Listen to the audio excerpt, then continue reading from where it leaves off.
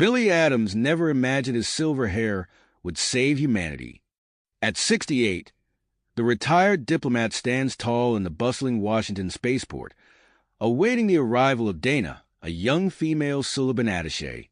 It's 2152, and Earth teeters on the brink of annihilation.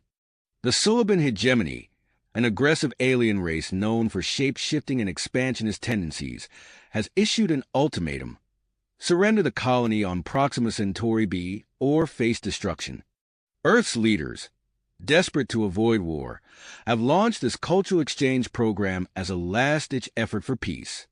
A sleek, alien craft touches down. The hatch opens with a hiss, revealing Dana. She steps onto Earth's soil, her eyes scanning the welcoming committee until they lock onto Billy. Her gaze lingers on his weathered features, the laugh lines etched around his eyes, the confidence in his stance. Billy extends his hand. "Welcome to Earth, Dana." As their palms meet, an unexpected surge of attraction courses through Dana. Her skin flushes a deeper shade of green. Billy, ever the keen observer, notes her reaction with interest. A hypothesis forms in his mind. Could Suliban females find human males signs of age appealing? In that moment, Billy realizes he may have stumbled upon a crucial weakness in Suliban psychology. The shape-shifting aliens prize genetic perfection and youthful vigor. What if the very traits they eliminate in their own species are what make human men irresistible? With Earth's fate hanging in the balance, Billy decides to test his theory. He quickly arranges a series of cultural events showcasing older human men. Each participant is carefully selected to highlight qualities the Suliban lack: the wisdom of experience, physical imperfections telling tales of survival, and the quiet confidence that comes with age. As Dana and her fellow Suliban dignitaries attend these events, their fascination grows. They marvel at the silver-haired senators, the battle-scarred veterans, and the distinguished academics. The ripples of discontent within the Suliban hierarchy are immediate and profound. Suliban military leaders, genetically enhanced to maintain peak physical condition, begin to lose favor among their female counterparts. Billy, recognizing the potential for social upheaval, pushes his advantage. He organizes a gala featuring Earth's most distinguished senior statesmen. The event is a resounding success. Suliban females openly admire the human men, their eyes drawn to gray temples and lined faces. In a pivotal moment, Dana approaches Billy, her eyes shining with admiration. "I never knew age could be so attractive," she confesses, loud enough for her superiors to hear. The Suliban leaders shift uncomfortably, their perfect physiques suddenly seeming bland and unremarkable. As the night progresses, it becomes clear that Billy's gambit has paid off. The Suliban hegemony, facing unprecedented internal pressure and the threat of a female-led rebellion, begins to reconsider its ultimatum. Earth's colony on Proxima Centauri B might just be saved, all thanks to the unexpected allure of Earth's older men. Billy Adams smiles, running a hand through his silver hair. Who would have thought that the key to averting interstellar war would be the very thing he once considered a sign of his declining years? As he watches Dana approach for another dance, he realizes that a new era of human-Suliban relations is about to begin, and it all started with a handshake and a wrinkle. Billy's diplomatic triumph rippled through the halls of power on Earth. Within weeks, the United Earth government seized upon this unexpected advantage, launching the Silver Fox Initiative.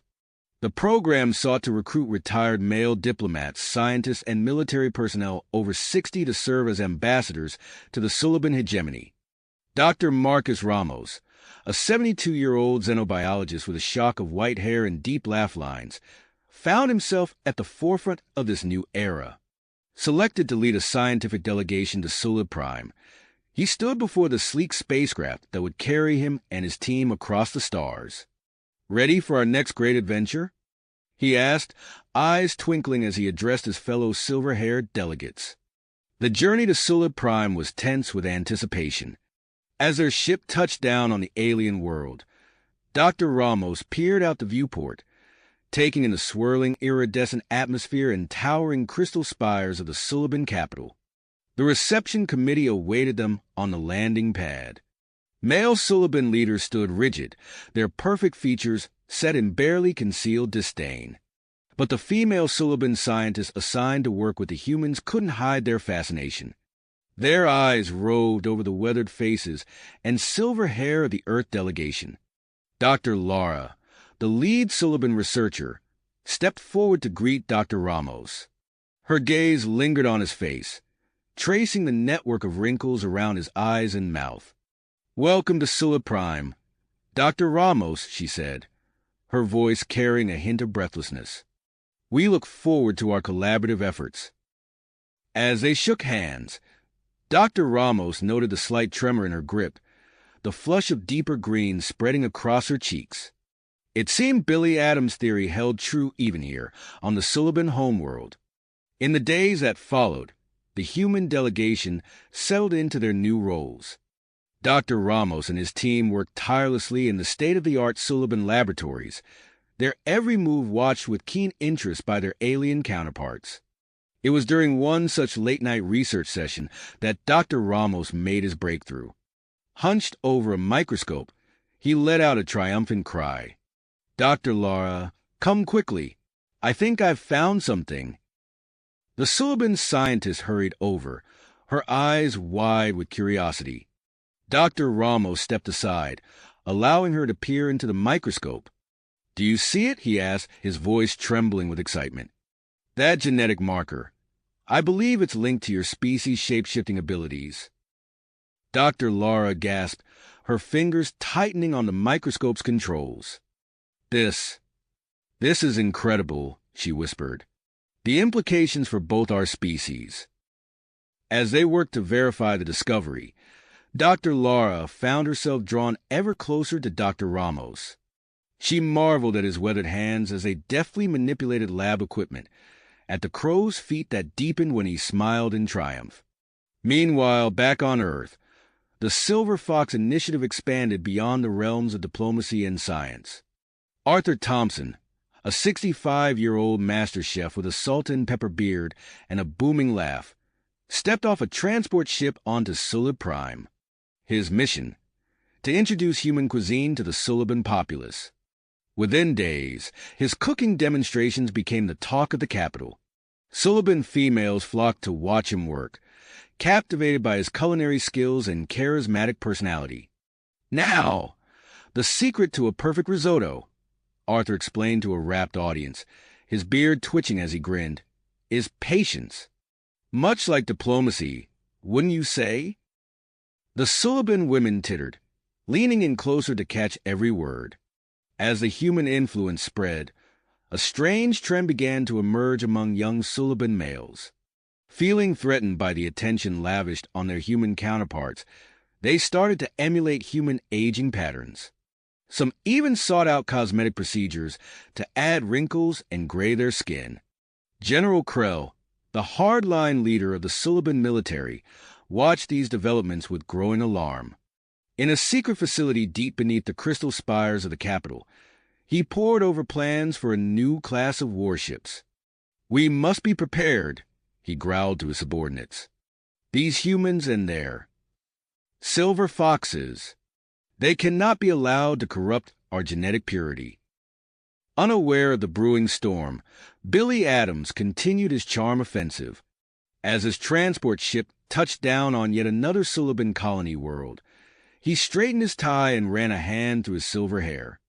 "Another day, another chance to bridge our worlds," he murmured to himself, stepping out to face the cheering crowd. Little did he know that back in the laboratories of Sulib Prime, Dr. Ramos and Dr. Lara were on the verge of another groundbreaking discovery, one that could either cement the growing bond between their species or tear it apart forever. As Dr. Ramos and Dr. Lara hovered over their latest genetic analysis, a sense of unease settled in the laboratory. The implications of their findings were staggering, threatening to upend the delicate balance between humans and Suliban. "We need to inform both our governments immediately," Dr. Ramos said, his weathered hands trembling slightly as he removed his glasses. This goes beyond scientific curiosity now, Lara. It's about the survival of your entire species. Dr. Lara's skin paled to a sickly yellow-green. I never imagined our genetic modifications could lead to this. How could we have been so blind? Within hours, an emergency meeting was convened. The conference room buzzed with tension as key figures from both species filed in. Billy Adams, now Earth's senior ambassador to the Suliban, took his seat at the head of the table. His silver hair caught the light, drawing admiring glances from several Suliban females. General Krell, the epitome of Suliban genetic perfection, strode in last.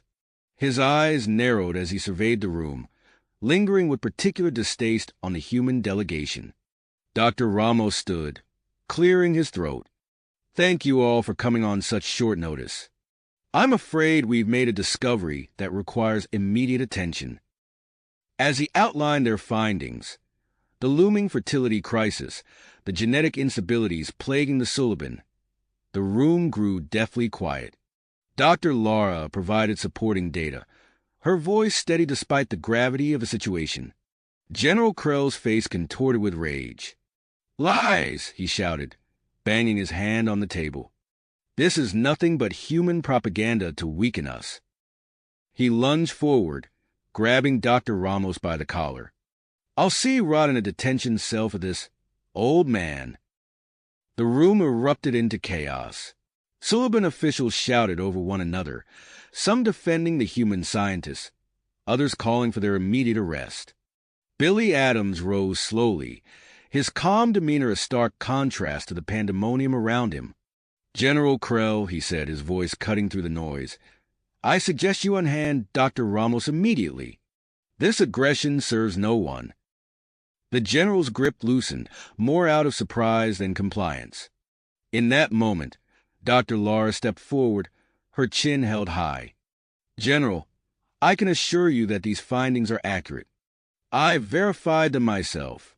We cannot ignore this threat to our people's future. A group of young Suliban males burst into the room, their skin artfully wrinkled to mimic human aging. We stand with the humans, their leader declared. It's time we embrace change instead of clinging to outdated ideals of genetic purity. General Krell's face twisted in disgust. Traitors, all of you. Billy seized a moment. Ladies and gentlemen, please. We have an unprecedented crisis on our hands, but also an opportunity. I propose we form a joint task force, the brightest minds from both our species working together to find a solution. As Billy outlined his proposal, Dr. Ramos watched the Suliban officials closely. The females, in particular, seemed swayed by the ambassador's reasonable tone and distinguished appearance. General Krell, sensing he was losing control of the situation, made a desperate move. This meeting is over. I'm declaring this information classified. No one leaves until... You have no authority to do that, General, Dr. Lara interrupted, her voice ringing with newfound confidence. Several other Suliban scientists murmured their agreement. The general's face flushed a deep green. He reached for his weapon, but before he could draw it, two of the young, distinguished Suliban males tackled him to the ground. In the tense silence that followed, Billy Adams stepped into the center of the room. I think it's clear that cooler heads must prevail. I suggest we adjourn this meeting and reconvene once everyone has had a chance to process this information. In the meantime, I urge the Suliban leadership to consider our offer of collaboration. As the room slowly emptied, Dr. Ramos approached Billy. That was some quick thinking, old friend. But what now?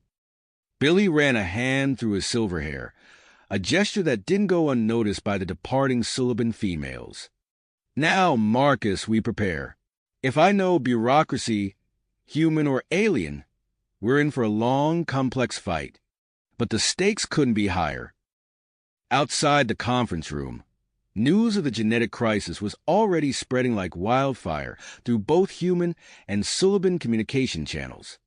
On Earth, the United Earth government scrambled to mobilize its top scientists. The Silver Fox Initiative, once a diplomatic curiosity, was now being retooled as a vital scientific mission. As Dr. Ramos and Billy Adams walked out of the Suliban government complex, they were met by a crowd of journalists and curious onlookers. Flashes from alien recording devices lit up the night, capturing the image of two silver-haired humans standing tall amidst a sea of anxious Suliban faces. Dr. Ramos, Ambassador Adams. A voice called out, "What can you tell us about the rumored genetic crisis?"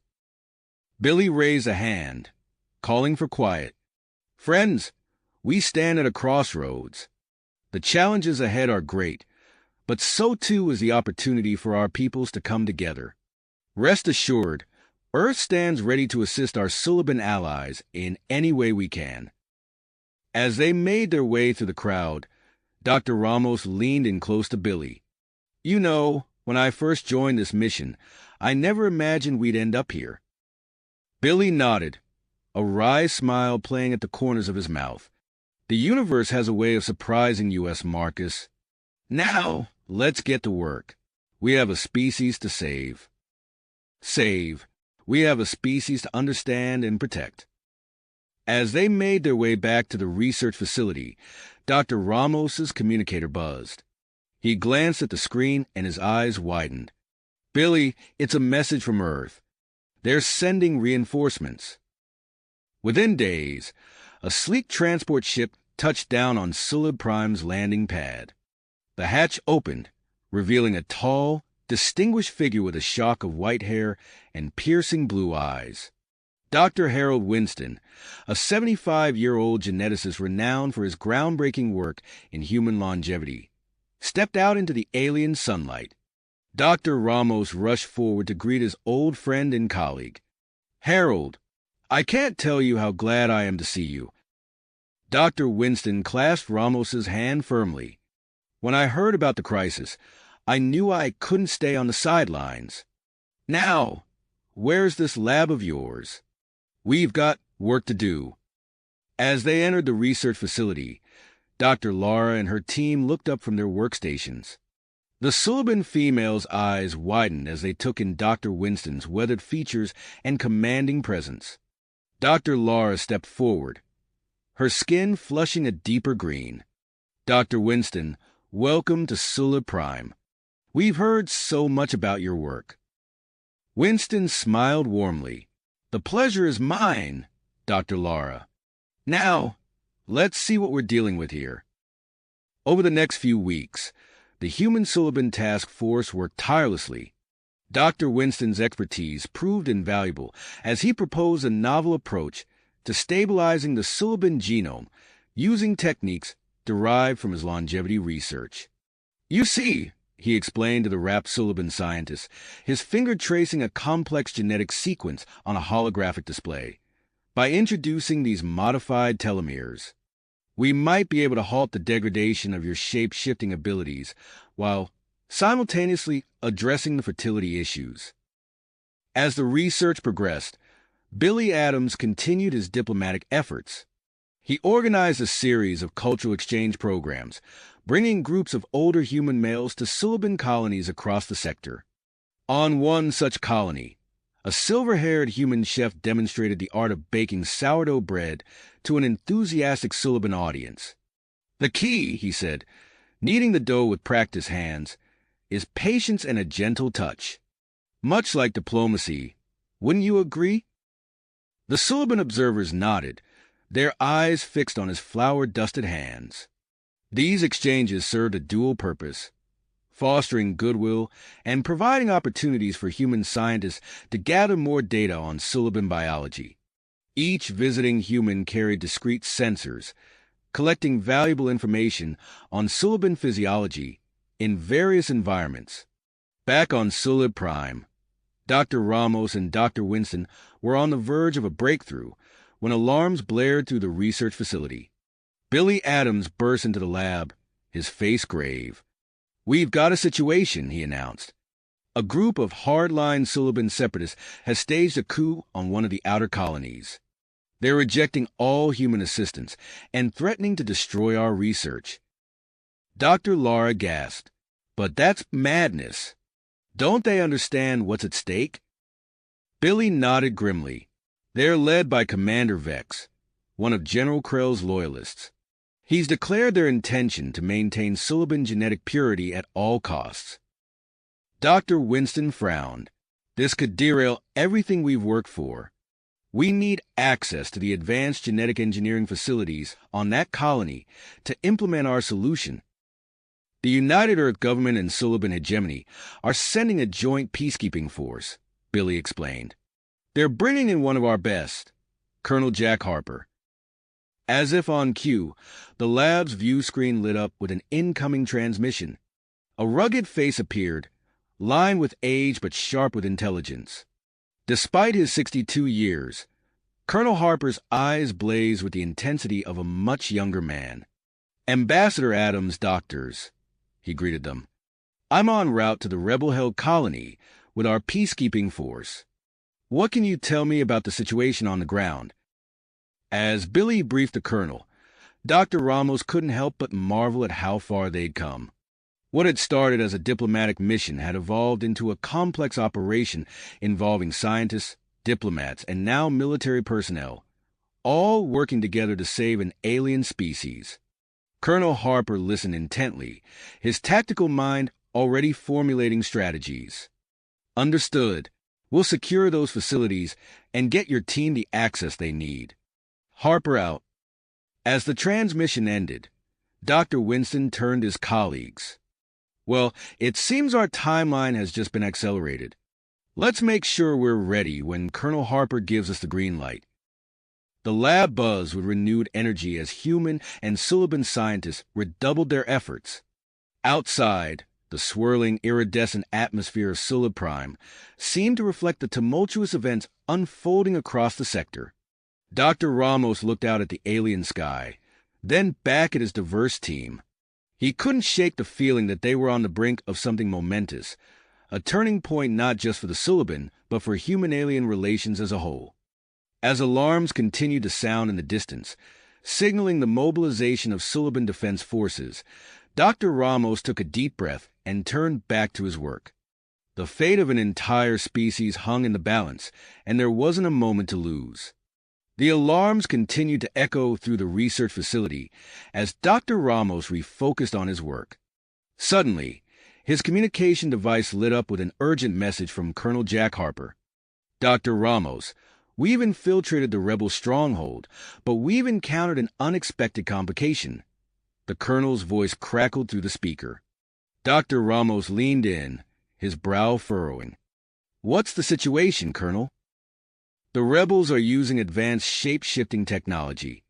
They're blending seamlessly with their surroundings, making it nearly impossible for us to detect them," Harper explained, his voice tense. Dr. Winston, overhearing the conversation, joined Dr. Ramos at the communication station. "Colonel, this is Dr. Winston. Have you considered using their own technology against them?" There was a moment of silence before Harper responded. "Elaborate, Doctor."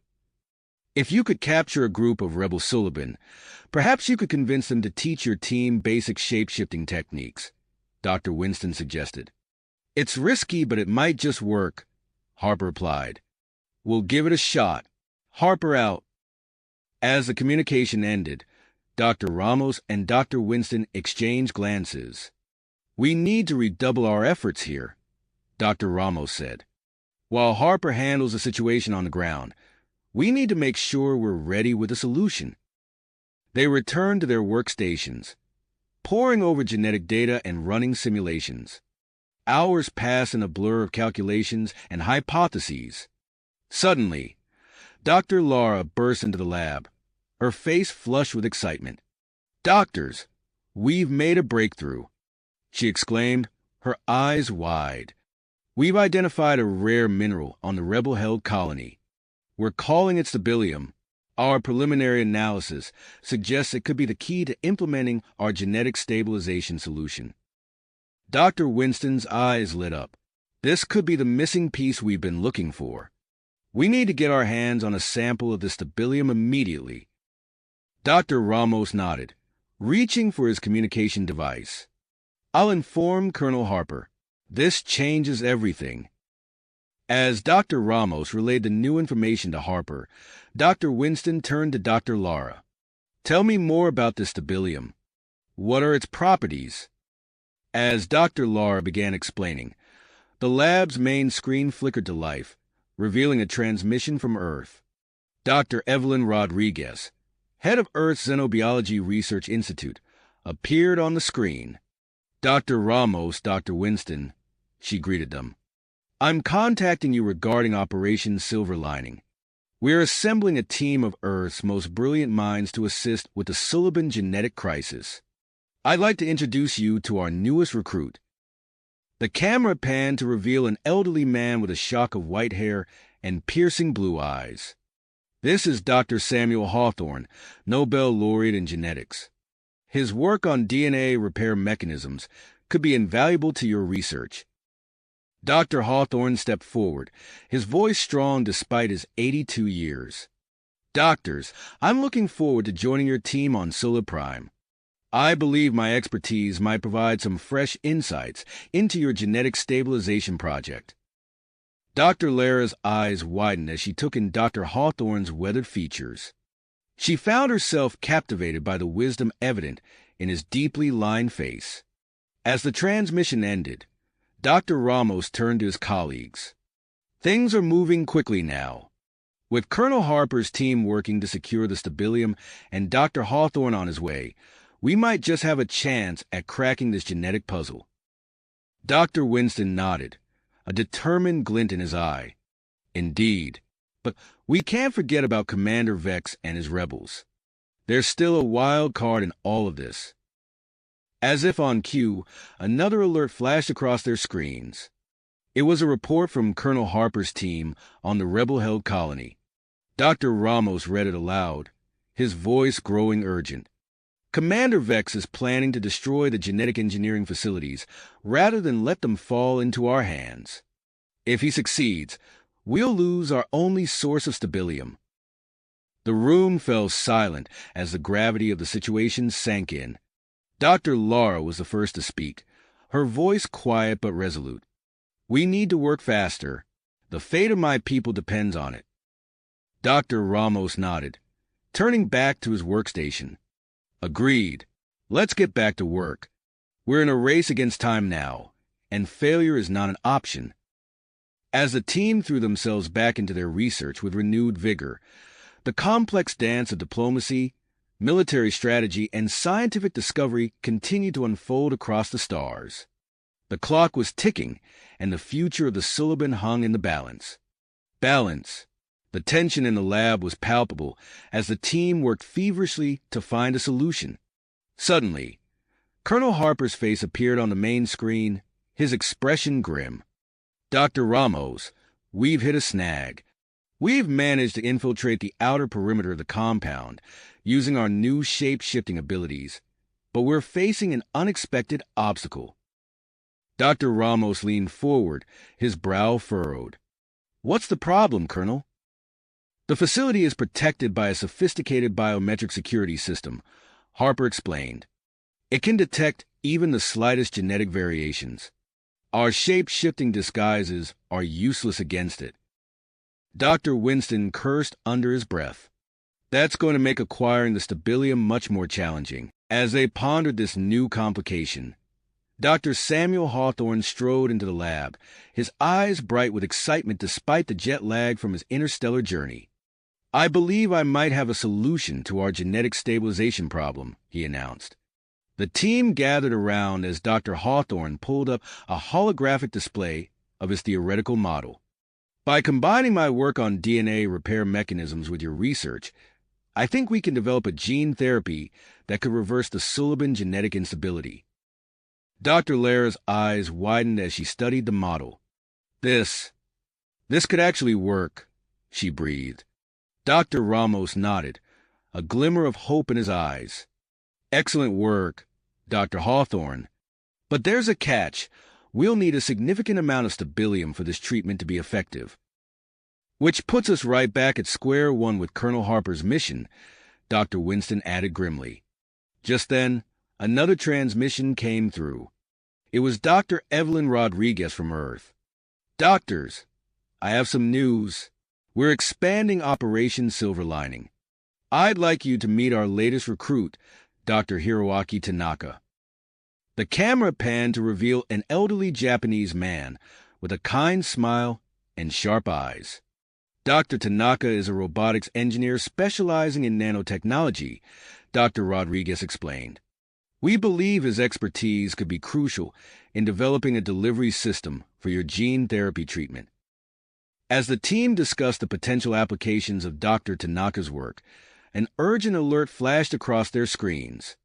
Dr. Ramos read it aloud, his voice tight with concern. Riots are breaking out on several Suliban worlds. The population is demanding immediate action. Dr. Lara's face paled. My people are desperate. They know time is running out. Another transmission interrupted their discussion. It was Colonel Harper again, his face etched with worry. We've got another problem. Commander Vex has initiated a scorched earth policy. He's ordered his forces to destroy the genetic engineering facilities and contaminate the stabilium reserves with radioactive waste. The room fell silent as the implications sank in. Dr. Winston was the first to speak. If they succeed, the stabilium will be useless for our treatment. We need to act fast. Colonel Harper nodded grimly. I have a plan, but it's risky. Dr. Lara, we need your help to bypass the biometric security system. Your knowledge of Suliban biology and the security protocols could be our only way in. Dr. Lara straightened, her eyes flashing with persistence. I'll do it. When do we leave? Hold on, Dr. Hawthorne interjected. I'm coming with you. My expertise in genetics and the proposed treatment could be crucial on-site. Dr. Ramos opened his mouth to protest, but Dr. Hawthorne cut him off. I may be 82, but I'm not some fragile relic.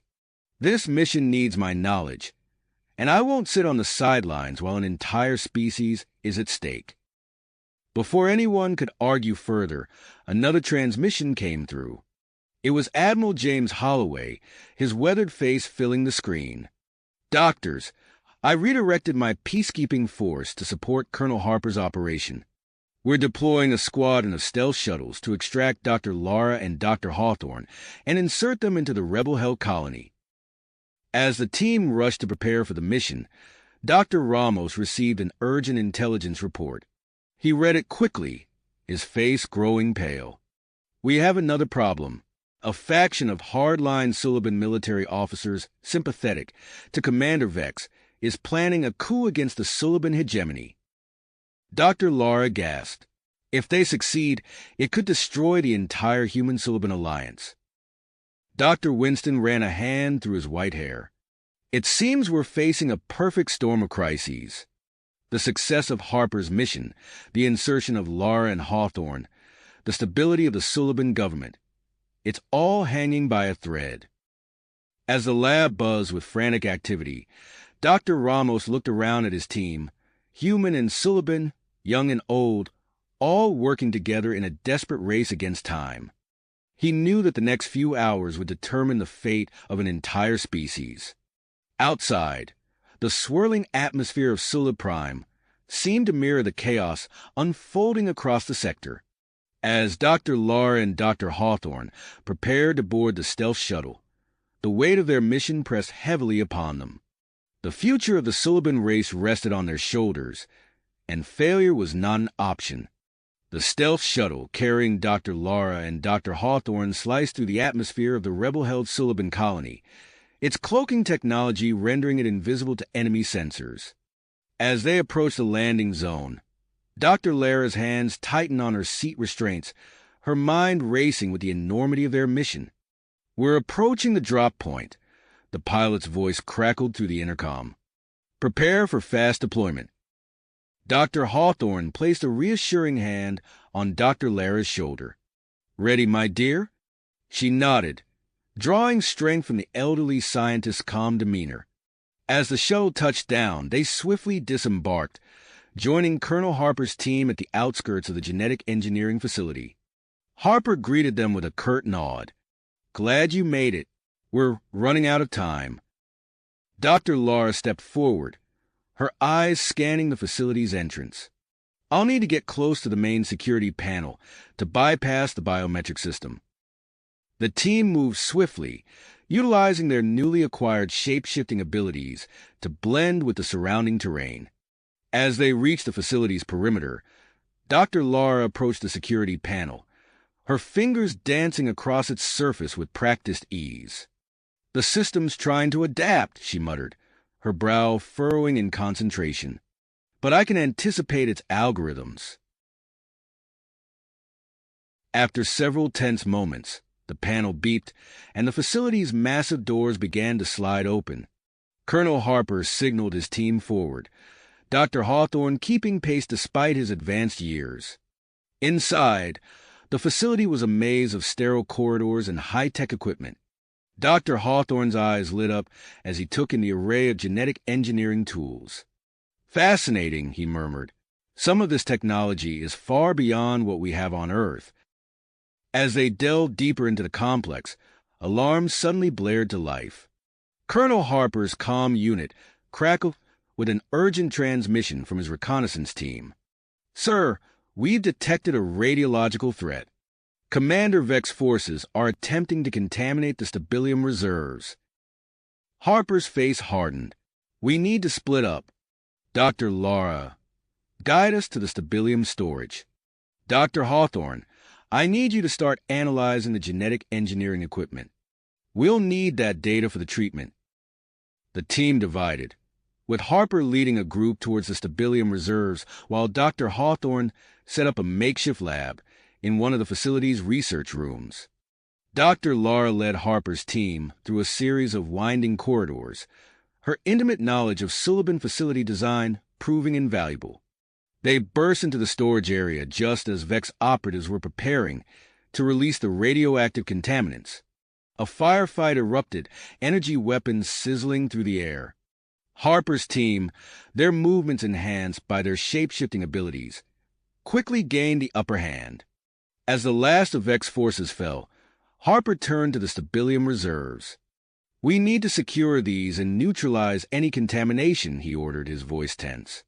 Back in the makeshift lab, Dr. Hawthorne worked feverishly, his fingers flying over holographic displays as he analyzed the rebels' genetic engineering data. He established a secure link to Sulla Prime, transmitting his findings in real time to Dr. Ramos and Dr. Winston. On Sulla Prime, the research team's efforts kicked into high gear as they incorporated Dr. Hawthorne's data into their gene therapy model. Dr. Hiroaki Tanaka, the newly arrived robotics expert, huddled with Dr. Ramos and Dr. Winston, his expertise in nanotechnology proving crucial in developing a delivery system for the treatment. "If we can encapsulate the gene therapy within nanobots," Dr. Tanaka explained, his eyes alight with excitement, "we can ensure targeted delivery to the affected cells." As they worked, reports flooded into the coup attempt by the hardline Sullivan military faction. Admiral Holloway's face appeared on a nearby screen, his expression grim. "We're diverting forces to protect key government installations," he reported. "But we need to stabilize the situation quickly." It was then that Billy Adams, Earth's senior ambassador to the Sullivan, made his move. He strode into the communications center, his weathered face set with commitment. "Get me a direct link to all Sullivan worlds," he commanded. "It's time to remind them what we're fighting for." As Billy's broadcast began, his words resonating across Sullivan space, the situation at the rebel facility reached a critical point. Commander Vex, realizing his plans were unraveling, activated the facility's self-destruct sequence. Alarms blared throughout the complex as Colonel Harper received the dire news. "We have minutes before this whole place goes up," he shouted over the cacophony. We need to find that self-destruct mechanism now. Dr. Tanaka, monitoring the situation from Sulib Prime, quickly established a link with Harper's team. I can guide you through the disarming process, he offered, his calm voice a stark contrast to the chaos unfolding at the facility. As Harper's team raced to locate the self-destruct device, Dr. Hawthorne oversaw the careful extraction of the stabilium reserves. Despite the imminent danger, his hands remained steady, his focus unwavering as he ensured the precious mineral was secured for transport. With seconds to spare, Harper's team, guided by Dr. Tanaka's expertise, managed to neutralize the self-destruct mechanism. A collective sigh of relief echoed through the facility as the alarms fell silent. As news of their success spread, coupled with Billy Adams' impassioned broadcast, the tide began to turn across Sullivan space. The coup attempt faltered in the face of widespread public support for the Human-Sullivan Alliance. With the immediate threats contained, the focus shifted to transporting the stabilium to Sulib Prime. As Dr. Hawthorne carefully oversaw the loading process, he couldn't help but reflect on the incredible events that had brought them to this point. The shuttle bay doors opened, revealing the swirling atmosphere of the Sullivan colony. As they prepared for takeoff, carrying their precious cargo of hope for the Sullivan species, the team knew that their work was just the beginning. The race to implement the gene therapy treatment and save the Sullivan from genetic instability was about to enter its most critical phase. As the shuttle carrying Dr. Hawthorne, Dr. Lara, and the precious stabilium reserves lifted off from the rebel-held colony, a sense of cautious optimism filled the air. Upon their return to Sulib Prime, the team was greeted with a flurry of activity. The genetic engineering facility buzzed with energy as Dr. Ramos and Dr. Winston began preparations for mass production of the stabilium-based cure. Dr. Hiroaki Tanaka, his eyes bright with excitement, unveiled his latest breakthrough. "Behold," he said, holding up a vial of shimmering liquid, "our gene therapy encapsulated in nanobots. This will revolutionize the delivery system, ensuring targeted treatment of affected cells." Dr. Hawthorne examined the vial, his weathered face breaking into a smile. "Remarkable work, Hiroaki. This could be the key to saving billions of lives." As the team worked tirelessly to refine and produce the treatment, news of their breakthrough spread across Sullivan space. Hope, long absent from the hearts of the Sullivan people, began to take root once more. However, with hope came new challenges. The Sullivan hegemony, still reeling from the attempted coup, found itself overwhelmed by the logistical nightmare of distributing the treatment to billions of Sullivan across multiple worlds. Recognizing the need for expert coordination, the United Earth government took swift action. Admiral James Holloway's face appeared on the main screen of the research facility, his expression a mix of tenacity and relief.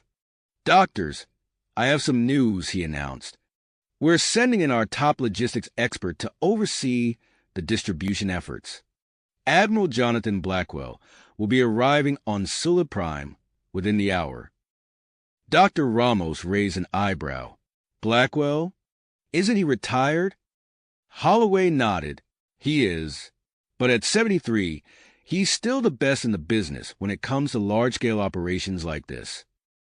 True to Holloway's word, Admiral Jonathan Blackwell arrived at the facility with military punctuality. Despite his age, he moved with purpose and authority, his keen eyes taking in every detail of the operation. "Let's get to work," Blackwell said, wasting no time on pleasantries. He immediately called for a holographic display of Sullivan space and began outlining his strategy. "We'll establish distribution hubs on key Sullivan worlds," he explained, his voice carrying years of command experience. "Each hub will be staffed by a joint team of human and Sullivan experts. We'll utilize both military vessels and civilian transports to ensure maximum coverage." As Blackwell spoke, Dr. Evelyn Rodriguez's face appeared on a nearby screen. "Excellent plan, Admiral," she said. "I have some news that might help. We've expanded Operation Silver Lining to include retired human medical professionals. Thousands of older human male doctors, nurses, and technicians have volunteered to assist in administering the treatment across Suliban space. The announcement was met with enthusiasm from the team. Dr. Hawthorne's eyes lit up at the prospect of working alongside his peers once more. With Blackwell's logistics plan in place and the influx of human medical volunteers, the distribution of the cure began in earnest. Suliban and human ships crisscrossed space, delivering precious cargo to the newly established hubs. On the Suliban colony world of Hero, Dr. Hawthorne found himself working alongside a team of human and Suliban medical professionals. As he administered the treatment to a young Suliban female, he couldn't help but notice the looks of awe and curiosity from the local population. "Thank you," the Suliban female said, her eyes wide with gratitude. "We never thought we'd see humans working so closely with us, especially after everything." Dr. Hawthorne smiled warmly. "We're all in this together now," he replied, patting her hand gently. However, as the distribution efforts ramped up, a new problem emerged. Reports began filtering in from various Suliban worlds of resistance to the treatment. Years of propaganda from Commander Vex's rebellion had left many Suliban skeptical of the cure's safety and effectiveness. Admiral Blackwell called an emergency meeting to address the issue. As the team gathered around the holographic display, Billy Adams, Earth's senior ambassador to the Suliban, stepped forward with a proposal. "We need to put a face to this treatment," Adams said, his eyes scanning the room. "And I believe that face should be yours," he added, looking directly at Dr. Hawthorne and the other senior human experts. Adams outlined his plan for a public relations campaign that would showcase the older human males involved in developing and distributing the cure. "We'll organize public events across Suliban space," he explained. "Demonstrations, interviews, even televised treatment sessions. We need to show the Suliban people that we stand behind this cure 100%. Dr. Hawthorne nodded, understanding the importance of the task. "I'll do whatever it takes," he said, his voice firm with determination. In the days that followed, Dr. Hawthorne found himself at the center of a whirlwind of public appearances. On the Suliban homeworld of Sulib Prime, he stood before a massive crowd, cameras broadcasting his image across the sector. "I believe in this treatment," he declared, rolling up his sleeve. "So much so that I'm willing to undergo it myself." As the nanobots carrying the gene therapy were injected into his arm, a hush fell over the crowd. Dr. Hawthorne smiled, showing no signs of discomfort or adverse effects. The Suliban watching, both in person and via broadcasts, leaned in closer, their skepticism beginning to waver. Similar scenes played out across Suliban space. Admiral Blackwell, despite his usual aversion to the spotlight, participated in televised demonstrations.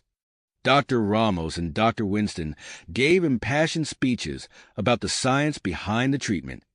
Even Dr. Tanaka, normally more comfortable in his lab, found himself explaining the intricacies of his nanobot delivery system to rapt Suliban audiences. The impact of these public appearances was profound. The sight of distinguished older human males willingly accepting the treatment alongside Suliban volunteers sparked a change in public opinion. Trust began to build, and resistance to the treatment waned.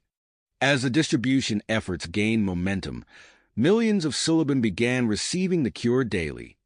Early results showed promising signs of genetic stabilization, raising hopes for the long-term survival of the Suliban species.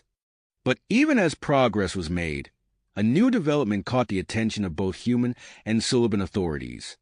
Long-range sensors detected an unknown alien presence approaching Suliban space, its intentions unclear. Admiral Blackwell, upon receiving the report, immediately called for increased security around the distribution hubs. "We can't let this new threat interrupt our work," he said, his voice grave. "The future of the Suliban species depends on it." As tensions rose and the mysterious alien force drew closer, the Human-Suliban Alliance faced its next great challenge. The bond forged through shared adversity and mutual cooperation would soon be put to the ultimate test. As tensions rose and the mysterious alien force drew closer, the human-Suliban alliance faced its next great challenge. The bond forged through shared adversity and mutual cooperation would soon be put to the ultimate test. Admiral Jonathan Blackwell's face hardened as he studied the long-range sensor data. The unknown alien presence loomed ever closer to Suliban space, its intentions still unclear. With a heavy sigh, he made a difficult decision. We need to redirect a portion of our distribution fleet to bolster the Suliban's defensive capabilities, Blackwell announced to the assembled team. I know this will slow down the treatment program, but we can't risk leaving ourselves vulnerable. Dr. Hawthorne nodded grimly, understanding the necessity of the decision. We'll need to inform the Suliban population. This delay might cause some anxiety, but we must prioritize their safety. As the news spread, a palpable tension settled over Suliban space. The promise of a cure had brought hope, but now fear of the unknown threat began to creep in. In response to this new challenge, Admiral James Holloway's face appeared on the main screen once again. We're activating Operation Celestial Shield, he informed them. It's a joint human-Suliban defense initiative we've been developing, and we're sending in our best to lead it. The screen split, revealing the weathered face of Fleet Admiral Harold Zhao. Despite his 78 years, his eyes sparked with intelligence and commitment. I'll be arriving on Sula Prime within the hour, Zhao stated. Let's show these aliens what our alliance is made of. True to his word, Admiral Zhao's shuttle touched down at the main Suliban military base an hour later. As he strode into the command center, his presence immediately commanded respect. The Suliban military leadership found themselves impressed by his sharp intellect and commanding aura. Meanwhile, in the research facility, Dr. Hawthorne and his team made a startling discovery. As they monitored the effects of the gene therapy treatment, they noticed an unexpected side effect. This is extraordinary, Dr. Laura exclaimed, her eyes wide as she examined the data. The treatment isn't just stabilizing their genetics, it's enhancing their natural shape-shifting abilities. Dr. Hawthorne leaned in, his brow furrowed in concentration. You're right. Look at these readings. More precise transformations, longer durations. This could be a game changer.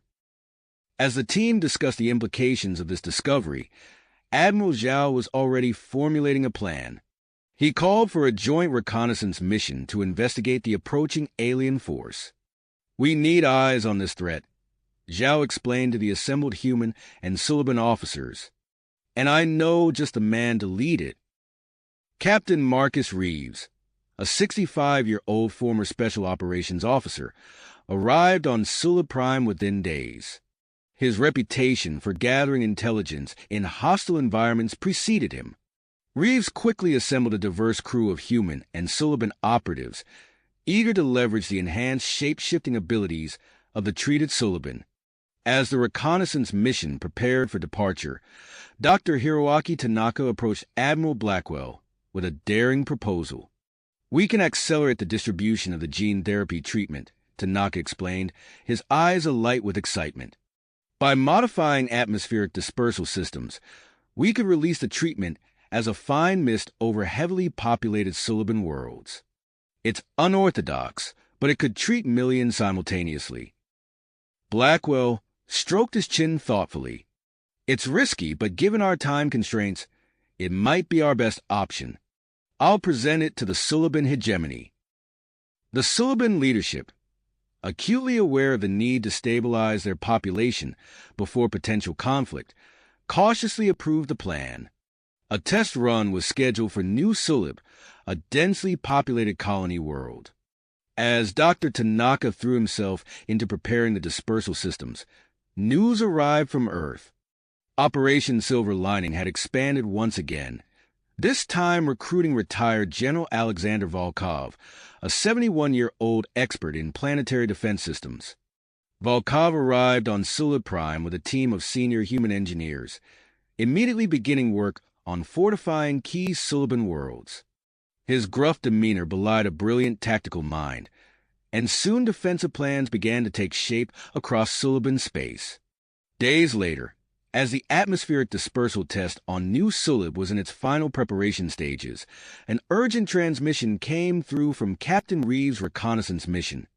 The captain's face appeared on the main screen, his expression grim. "We've made contact with the alien force," Reeves reported, his voice tight. "They call themselves the Synthoids, a collective of synthetic beings. And they're not here for friendly negotiations." The command center fell silent as Reeves detailed their findings.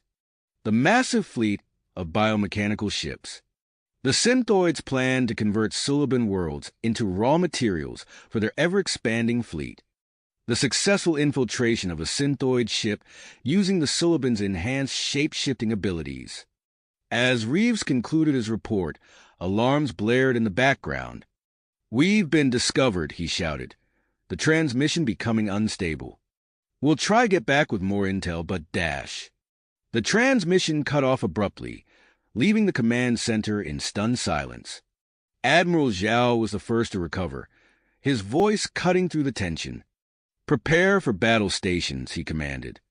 "The first wave of Synthoid ships has entered the outermost Suliban system. It's time to put Operation Celestial Shield to the test." As the combined human-Suliban fleet began to mobilize, Dr. Tanaka's voice came through on a separate channel. "The atmospheric dispersal system is ready," he reported. "We can begin the test run on New Sulib at your command." Admiral Blackwell exchanged a look with the Suliban hegemon. With a nod of agreement, Blackwell gave the order. "Proceed with the dispersal, Dr. Tanaka. We need every advantage we can get." As the gene therapy mist began to descend upon New Sulib, the first reports of Synthoid ships breaching the outer defense perimeter came in. The human-Suliban alliance braced itself for the battle ahead, the fate of the Suliban species hanging in the balance. The combined human-Suliban forces braced for impact as the first wave of Synthoid ships breached the outer defense perimeter. Admiral Zhao's weathered face remained stoic as he surveyed the holographic display of the approaching enemy fleet. His mind raced, analyzing potential strategies and countermeasures. Suddenly, his eyes lit up with an idea. "We need to change the game," Zhao announced, his voice cutting through the tense atmosphere of the command center. "Conventional tactics won't be enough against this threat. We need to leverage our unique strengths." He turned to his communications officer. "Get me Colonel Ethan Summers." Immediately. Within hours, Colonel Summers, a 69-year-old retired Special Forces commander, stepped off a shuttle onto Sulib Prime. His weathered face and sharp eyes spoke of years of combat experience. Admiral Zhao wasted no time briefing him on the situation. "Colonel, I need you to form a specialized task force," Zhao explained. "We're combining the enhanced shape-shifting abilities of our treated Suliban with the tactical experience of our veteran soldiers. Your mission is to create a unit capable of unconventional warfare against the Synthoids." Summers nodded, a glint of excitement in his eyes. "Understood, Admiral. I'll get started right away." As Summers began assembling his team, Dr. Tanaka's voice crackled over the comm system. "Admiral, we're ready to begin the atmospheric dispersal test on New Sulib." Zhao gave the go-ahead, and on New Sulib, Dr. Tanaka initiated the release of the gene therapy mist. Millions of nanobots carried the treatment into the atmosphere, descending upon the planet's population. Initially, the operation seemed to be a resounding success. Reports flooded in of Suliban experiencing rapid genetic stabilization. However, within hours, a new problem emerged. "Admiral," Dr. Tanaka's voice was strained. "We're seeing cases of severe physiological stress in some recipients. The rapid genetic changes are overwhelming their systems." Zhao's brow furrowed. "Can you handle it, Doctor?" "We're doing our best, but we need specialized help," Tanaka replied. "We need an expert in xenobiology and emergency medicine." Without hesitation, Zhao contacted Dr. Evelyn Rodriguez, who immediately recommended Dr. Martin Grayson, a 75-year-old expert in the field. Within hours, Grayson was en route to New Sulib. Meanwhile, Colonel Summers wasted no time in training his new task force. In a large hangar converted into a training facility, he watched as human veterans and shape-shifting Suliban worked together, pushing the limits of their combined capabilities. Again, Summers barked as a Suliban soldier morphed into a perfect replica of a synthoid drone. Remember, it's not just about looking like them. You need to move like them, think like them. As the training intensified, General Volkov made significant strides in upgrading the Suliban's planetary defenses. He stood before a massive holographic display, explaining his latest innovation to a group of human and Suliban engineers. By integrating Suliban shape-shifting principles into our shield technology, Volkov said, his accent thick but words clear, we can create adaptive barriers capable of countering various types of synthoid weapons. The new defense system was quickly implemented on key Suliban worlds, significantly bolstering their protective capabilities. Amidst these developments, a group of Suliban scientists made a breakthrough that would change the course of the conflict. Dr. Eleanor Ramos, an 81-year-old aerospace engineer sent by the United Earth government, listened intently as they presented their findings. A shape-shifting spacecraft? Ramos marveled, her eyes wide with excitement. The possibilities are endless. We must begin prototyping immediately.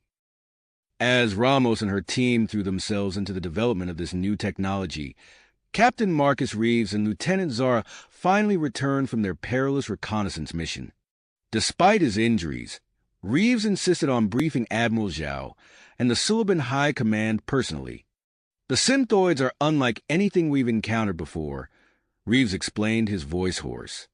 They're a collective consciousness, each ship an extension of their hive mind. But they have weaknesses. Their communication network is vulnerable to specific frequency disruptions. As Zhao absorbed this crucial intelligence, he received word that the first prototype of the shape-shifting spacecraft, dubbed the HSS Metamorph, was ready for its maiden flight. With the synthoid fleet drawing ever closer, Zhao implemented his strategic plan. He deployed Colonel Summers' shape-shifting task force to key positions throughout Suliban space, using their abilities to create elaborate illusions and false targets. As the HSS Metamorph prepared for launch, tension filled the air. The fate of both humanity and the Suliban hung in the balance, their futures intertwined in ways they never could have imagined. Suddenly, alarms blared throughout the command center. A junior officer's voice rang out, filled with urgency. Admiral Zhao, long-range scans are detecting another fleet approaching from Vector 227 Mark 035. Unknown configuration, sir. Zhao's eyes narrowed as he studied the new data. This unexpected development added another layer of complexity to an already precarious situation.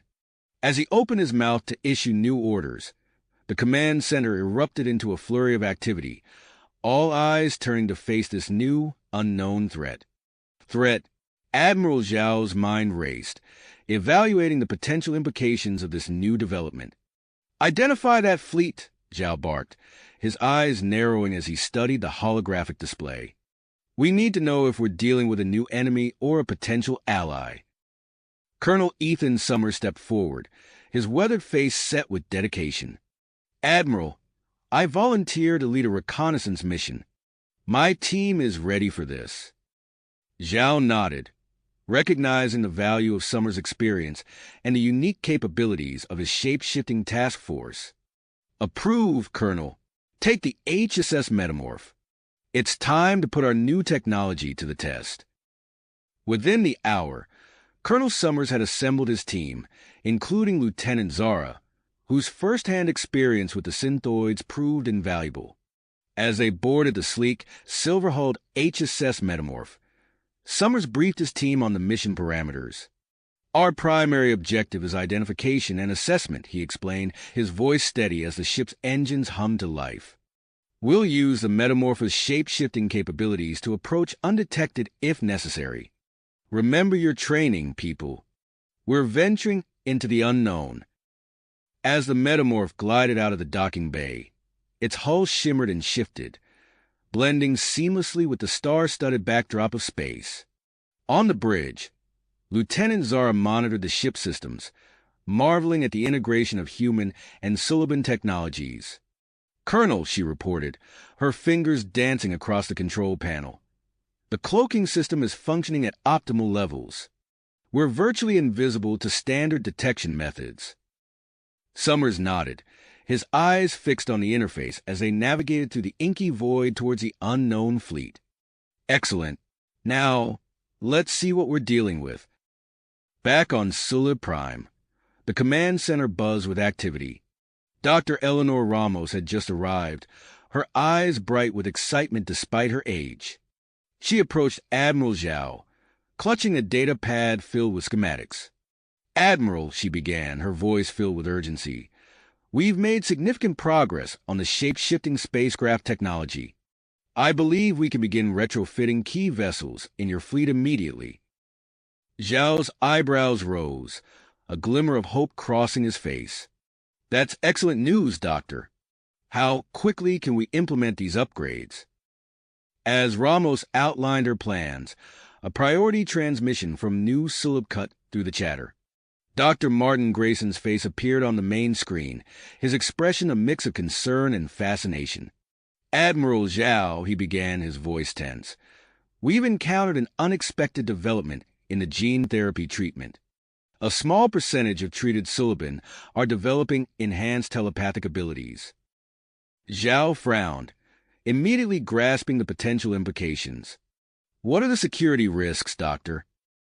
"We're still assessing," Grayson replied. "I'm working with Suliban geneticists to understand and control these new abilities.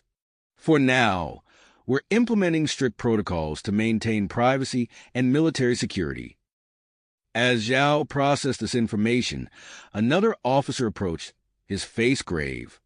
"Sir, we've received word from Earth. The United Earth government has activated its reserve of retired military personnel. Thousands of older human males, many in their 60s and 70s, have volunteered for service." Zhao nodded, a plan already forming in his mind. "Contact Earth Command. Request that they send us Brigadier General Maxwell Hawkins. His expertise in asymmetric warfare could be crucial in the coming conflict." As the command center continued to buzz with activity, Billy Adams approached Zhao, his young face alight with an idea. "Admiral, I have a proposal that could buy us more time." Zhao listened intently as Adams outlined his plan for Operation Phantom Fortress, using the enhanced shape-shifting abilities of the treated Suliban to create a massive illusion of fortified defenses around the outer Suliban systems. "It's risky," Zhao mused, stroking his chin thoughtfully, "but it could give us the time we need. Make it happen, Adams." As preparations for Operation Phantom Fortress began, Colonel Summers' team aboard the HSS Metamorph made their approach to the unknown fleet. The tension on the bridge was palpable as they drew closer, the ship's sensors gathering data on the alien vessels. "Colonel," Lieutenant Zara called out, her voice filled with surprise, "I'm detecting communication attempts from the lead ship. They're hailing us." Summers leaned forward, his eyes narrowing. "Put it through, Lieutenant. Let's see who we're dealing with." The view screen flickered to life, revealing a being unlike any they had encountered before. Its crystalline features shimmered with an inner light, its voice resonating with a musical quality as it spoke. "Greetings, humans and Suliban," the being said, its tone formal yet not unfriendly. "We are the Zarquin. We have broken our isolation to confront the synthoid threat that imperils us all." Summers exchanged a glance with Zara, both recognizing the potential significance of this encounter. He cleared his throat, addressing the Zarquin representative with measured words. On behalf of the Human-Suliban Alliance, we welcome you, he began, his diplomatic skills coming to the fore. We would be honored to arrange a meeting between your fleet commander and Admiral Zhao to discuss our mutual concerns. As Summers worked to secure this crucial meeting, the first wave of the Synthoid fleet entered the outer Suliban system, their massive biomechanical ships casting long shadows across the stars. They approached the illusory defenses of Operation Phantom Fortress, the success or failure of which would determine the fate of millions. In the command center on Sulib Prime, Admiral Zhao stood tall, his eyes fixed on the tactical display. The Synthoid fleet loomed ever closer. The unknown Zarquin force approached from another vector, and the future of two civilizations hung in the balance. As alarms blared and officers rushed to their stations, Zhao took a deep breath, steeling himself for the challenges ahead. That lay ahead. With a deep breath, he turned to his assembled staff. "Operation Phantom Fortresses, go," he commanded, his voice steady and resolute. Within moments, the outer Suliban systems came alive with a dazzling display of illusory defenses. Holographic projections of fortified outposts, weapon emplacements, and entire fleets materialized across the sector. The enhanced shape-shifting abilities of the treated Suliban allowed for an unprecedented level of detail and realism in the deception. As the Synthoid fleet entered the outer system, their advance noticeably slowed. The massive biomechanical ships paused, their sensors probing the seemingly impenetrable defenses before them. Admiral Zhao watched the tactical display intently, a flicker of hope crossing his face. "It's working," he murmured. "We bought ourselves some time." Seizing the opportunity, Zhao turned his attention to the diplomatic meeting with the Zarquin. He knew that their involvement could drastically alter the course of the conflict. "Get me Ambassador Marcus Thorne," Zhao ordered, his mind already formulating strategies for the upcoming negotiations. Within hours, the 80-year-old diplomat arrived at the command center. Despite his age, Thorne's eyes sparkled with sharp intelligence and enthusiasm for the task ahead. "Admiral Zhao," Thorne greeted, his voice carrying the weight of decades of diplomatic experience. "I understand we have some new friends to meet." Zhao nodded, quickly briefing the ambassador on the situation. "The Zarquin could be the key to our survival, Marcus. We need your expertise to navigate these waters." As Thorne absorbed the information, Dr. Eleanor Ramos burst into the room, her face flushed with excitement. "Admiral, we've done it.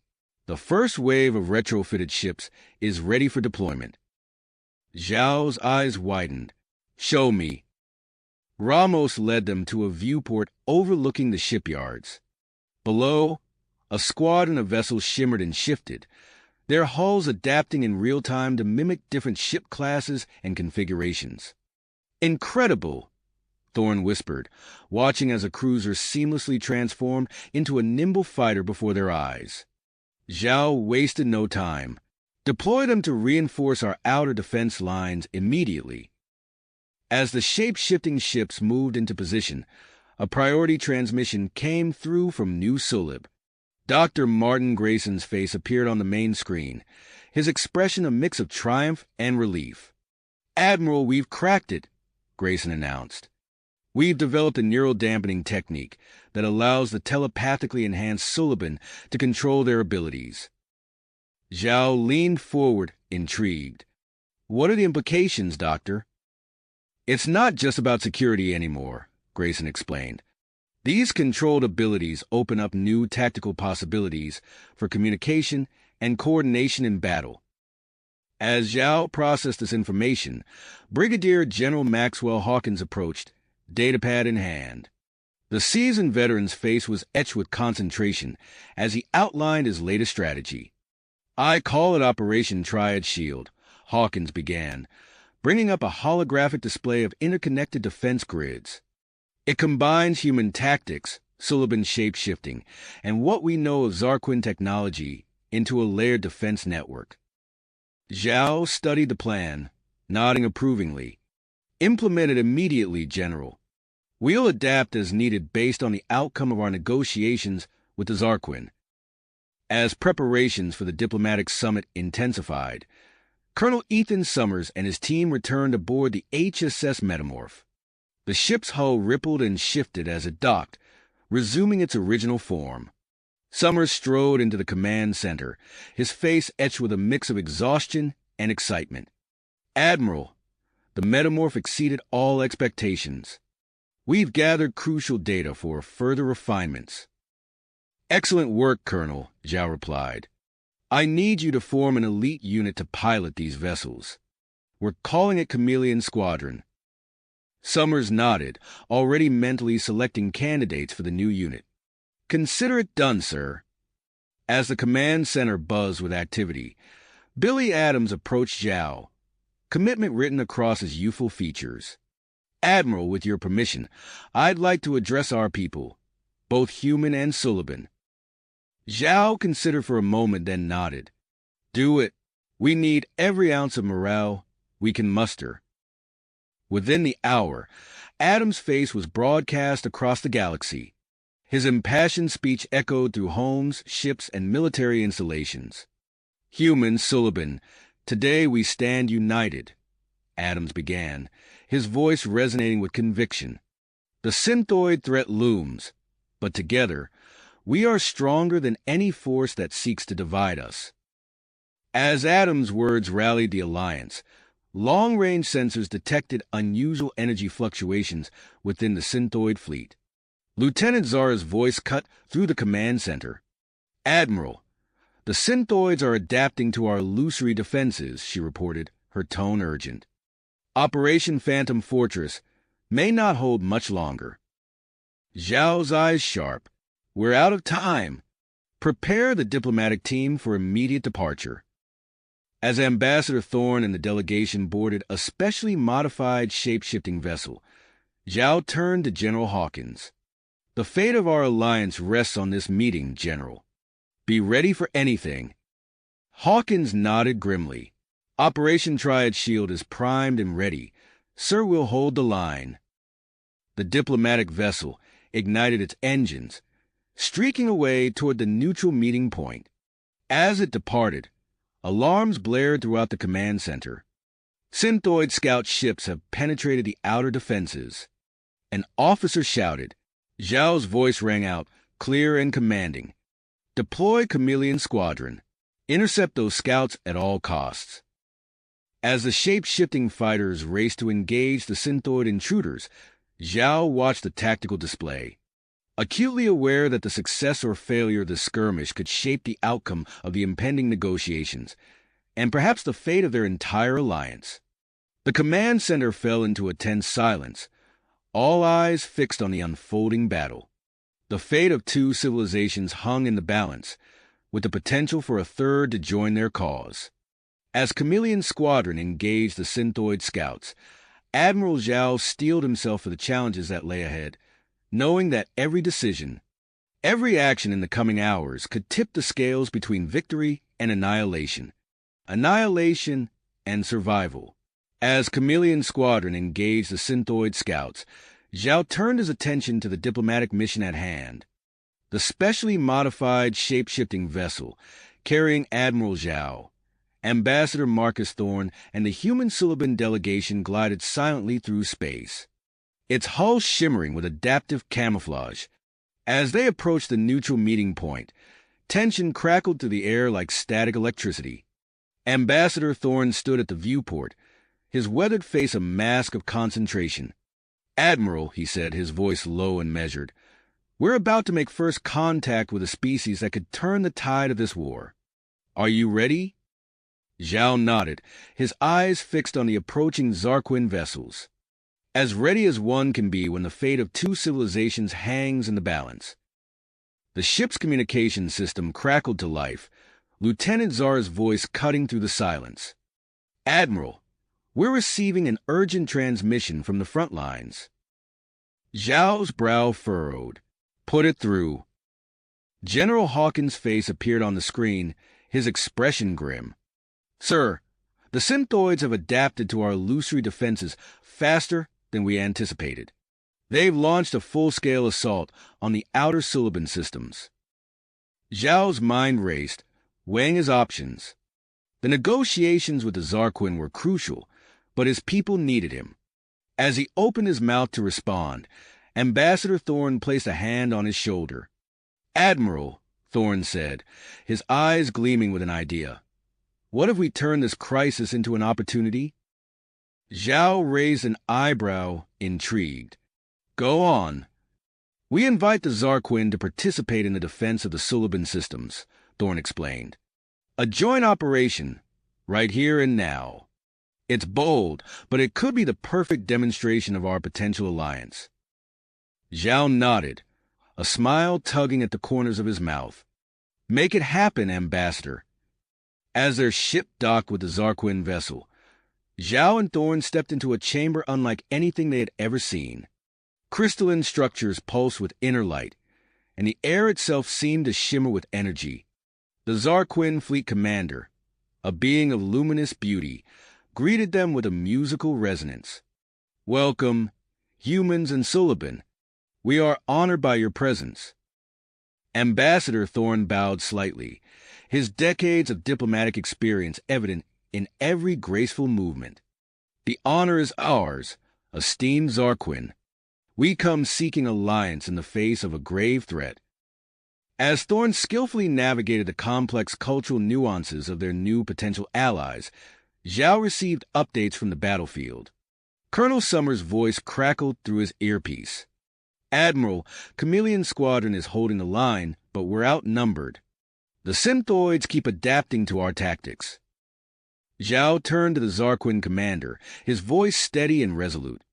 "We have a unique opportunity before us. At this very moment, our forces are engaged in battle against the Synthoid threat. We invite you to join us in this fight, to see firsthand what our alliance could accomplish." The Zarquin commander's crystalline features shifted, a sign of deep contemplation. After a moment that seemed to stretch into eternity, they spoke. "We accept your invitation. Let us face this threat together." Within minutes, the combined human Suliban Zarquin fleet was in motion. As they raced towards the outer Suliban systems, Dr. Eleanor Ramos and her team worked feverishly to integrate Zarquin technology with their shape-shifting ships. "Admiral," Ramos reported, her voice tight with excitement, "we've managed to boost the adaptive capabilities of Chameleon Squadron by 50%. The Zarquin energy matrices are unlike anything we've ever seen." As they approached the battle zone, the full scale of the Synthoid assault became clear. Massive biomechanical ships swarmed the Suliban defenses, their weapons tearing through the remnants of Operation Phantom Fortress. Zhao's voice rang out across the Allied fleet. "All ships, engage the enemy. Chameleon Squadron, take point. Show our new allies what you can do." Colonel Summers' voice crackled with perseverance. "Chameleon Squadron, form up. Activating enhanced shape-shifting protocols now." The space around them erupted into chaos as the Allied fleet engaged the Synthoid invaders. Chameleon Squadron ships blurred and shifted, their forms constantly adapting to outmaneuver the enemy. The Zarquin vessels moved with otherworldly grace, their crystalline weapons cutting through Synthoid defenses with ease. On New Sulib, Dr. Martin Grayson watched in awe as the newly formed Suliban telepathic network came online. "General Hawkins," he called out, "the enhanced communication grid is active. You should be seeing improved response times across the board." Hawkins nodded, his eyes fixed on the tactical display. "Confirmed, Doctor. Operation Triad Shield is adapting in real time. We might just have a chance." As the battle raged, the Synthoids found themselves caught off guard by the unexpected presence of Zarquin ships and the enhanced capabilities of the human Suliban vessels. Their normally precise formations began to falter, creating openings that Chameleon Squadron was quick to exploit. Colonel Summers' voice cut through the calm chatter. "Admiral, we've created a gap in their left flank. Request permission to push through." Zhao's response was immediate. "Permission granted, Colonel. All available ships support Chameleon Squadron's advance." As the Allied forces pressed their advantage, Dr. Hiroaki Tanaka's voice came through on a secure channel. Admiral, the atmospheric dispersal system is working at maximum capacity. We've treated another 15% of the Suliban population in the inner systems. Zhao allowed himself a moment of hope. Keep it up, Doctor. Every treated Suliban is another soldier in our fight for survival.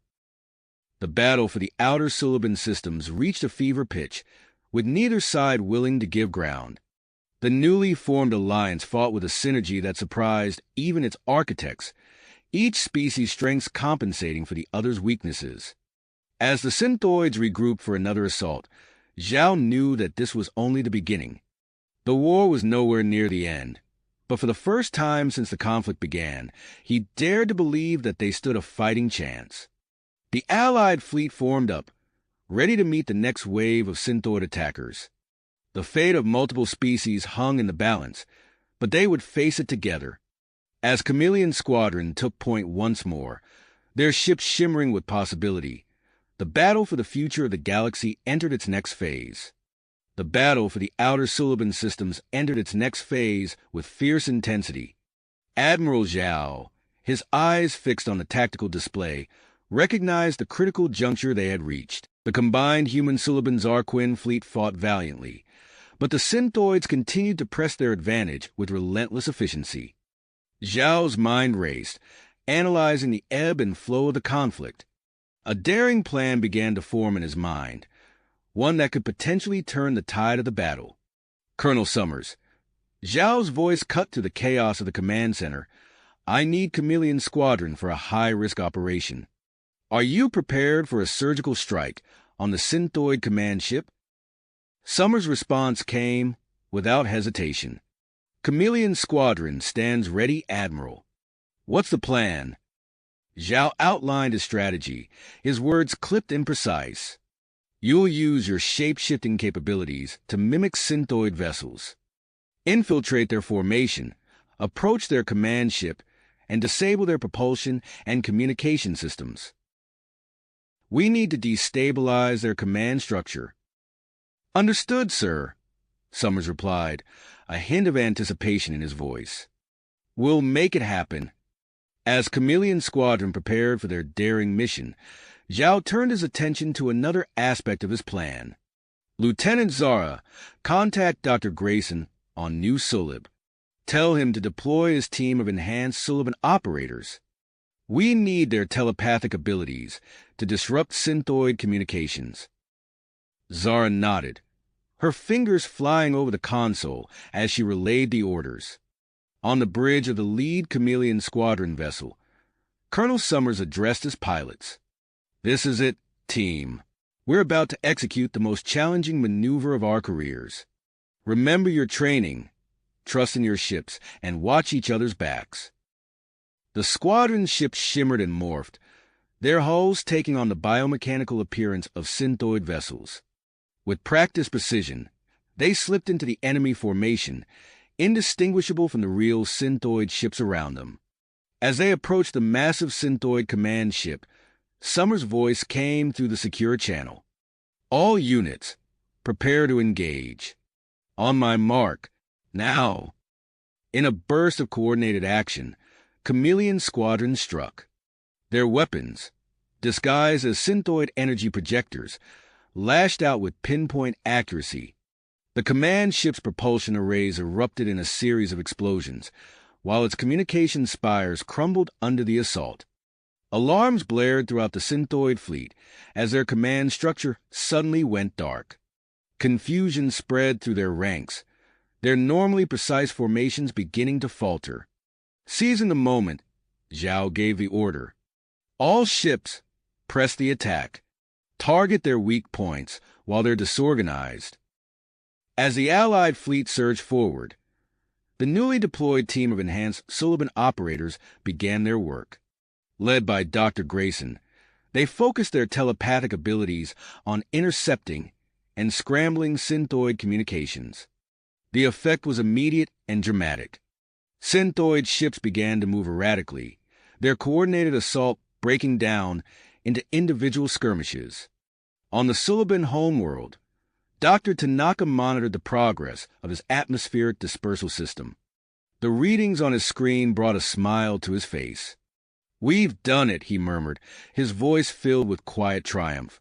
75% of the population treated. It's time to see what our enhanced Suliban can really do. Across the planet, newly treated Suliban began to organize. Their enhanced abilities allowed them to quickly form effective defense units, preparing for potential ground combat against synthoid forces. Back in the space battle, the Zarquin fleet unleashed their advanced energy weapons. Synthoid shields, previously impenetrable, flickered and failed under the onslaught. Human and Suliban ships swooped in, exploiting the openings created by their new allies. The Zarquin fleet commander, its crystalline form pulsing with an inner light, addressed Admiral Zhao. "Your tactics are bold and effective, Admiral. We are honored to fight alongside such worthy allies. I am committing additional ships to this conflict." Zhao nodded gratefully. "Your support may well be the deciding factor in this battle." "Thank you." On Sulib Prime, General Hawkins oversaw the implementation of the next phase of Operation Triad Shield. "Deploy the shape-shifting satellite network," he ordered. "Let's see how the synthoids handle an adaptive defense grid." As the battle raged on, news of the Alliance's initial successes spread rapidly. Volunteers from both human and Suliban populations flocked to military installations across Suliban space, eager to join the fight. Among them was Commodore Alexei Volkov, his weathered face a testament to years of space combat experience. Despite his age, his eyes burned with purpose as he took command of a mixed human-Suliban task force. "Listen up," Volkov addressed his new fleet, his voice gruff but commanding. "We're facing an enemy unlike any we've encountered before. But we have something they don't, the strength of our combined species. Together, we will drive these synthoid bastards out of our space." As the Allied forces pressed their advantage, the synthoids launched a desperate counterattack. From their ships poured swarms of nanites, a cloud of microscopic machines capable of disassembling Allied vessels at the molecular level. "Evasive maneuvers," Zhao shouted as he watched the first Allied ships begin to disintegrate under the nanite assault. "All ships, fall back and regroup." In the heat of battle, Dr. Eleanor Ramos found herself working alongside Zarquin scientists, racing against time to develop a countermeasure to this new threat. Their solution, a modified version of the shape-shifting technology that could create a regenerative skin for Allied ships, offered a glimmer of hope. As the conflict escalated, Billy Adams stepped into a new role as chief liaison between the Allied species. His natural charisma and diplomatic skills proved invaluable in smoothing over cultural misunderstandings and maintaining cohesion within the diverse fleet. The battle for the outer Suliban systems had reached a critical phase. Admiral Zhao knew that their next moves would likely determine the course of the entire war. As he prepared to order a major offensive to push the synthoids out of Suliban space, he couldn't help but feel the weight of multiple civilizations resting on his shoulders. The human-Suliban-Zarquin alliance had won their first significant victories, but the war was just the beginning. The synthoids' adaptive tactics and advanced technology continued to pose a formidable threat. As Zhao studied the tactical display, planning their next move, he knew that the coming offensive would test the limits of their newfound alliance and potentially change the fate of the stars. Galaxy. But as Zhao contemplated the next phase of their campaign, an urgent transmission from Earth interrupted his thoughts. "Admiral Zhao." The voice of Dr. Victor Reeves crackled through the quantum comm. "We've made a breakthrough with Project Phoenix. Our AI system is operational and ready for deployment." Zhao's eyes widened. "Dr. Reeves, your timing couldn't be better. What can this AI do for us?" "We call it Prometheus," Reeves explained. "It's capable of predicting synthoid battle tactics and strategies with unprecedented accuracy. We believe it could be a game changer for your offensive." Without hesitation, Zhao ordered the immediate integration of Prometheus into the Alliance's command structure. A secure quantum communication network was established, allowing real-time relay of the AI's insights to fleet commanders. As preparations for the offensive continued, Dr. Eleanor Ramos and her Zarquin colleagues made their own breakthrough.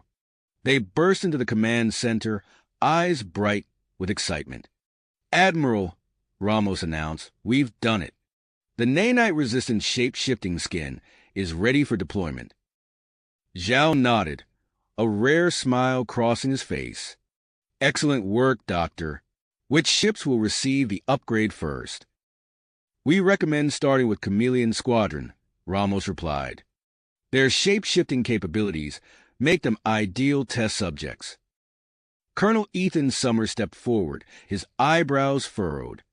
"Sir, I volunteer my ship for the initial field test."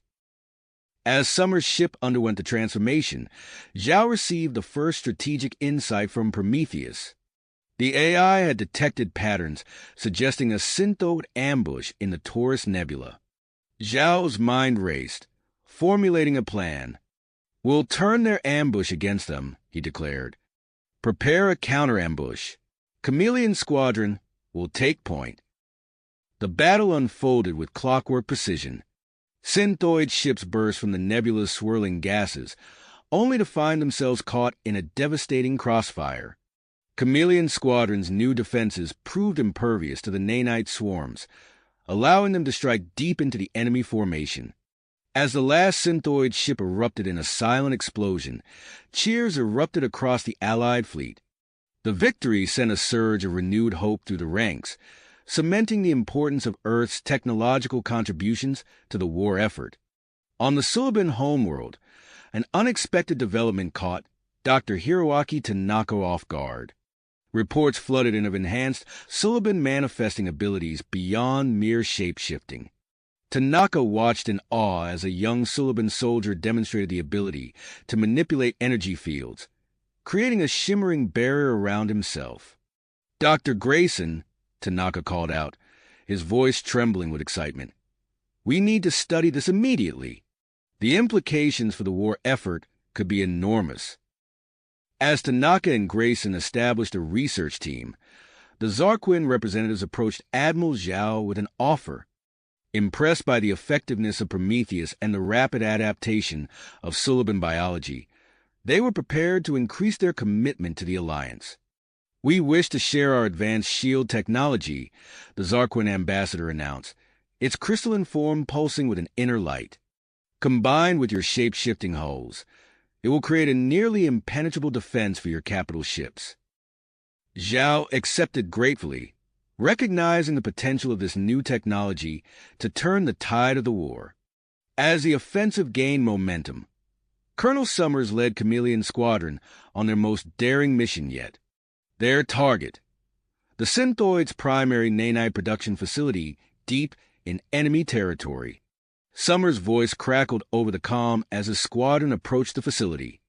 "All units, prepare to engage. Remember, we hit hard and fast. No heroics, just get the job done and get out." The raid was a masterclass in precision and teamwork. Chameleon Squadron's shape-shifting abilities allowed them to slip past the facility's outer defenses undetected. Once inside, they struck with devastating effect, their weapons tearing through vital systems and production lines. As alarms blared and synthoid reinforcements closed in, Summers barked out orders. "Mission accomplished. All units, make for the extraction point."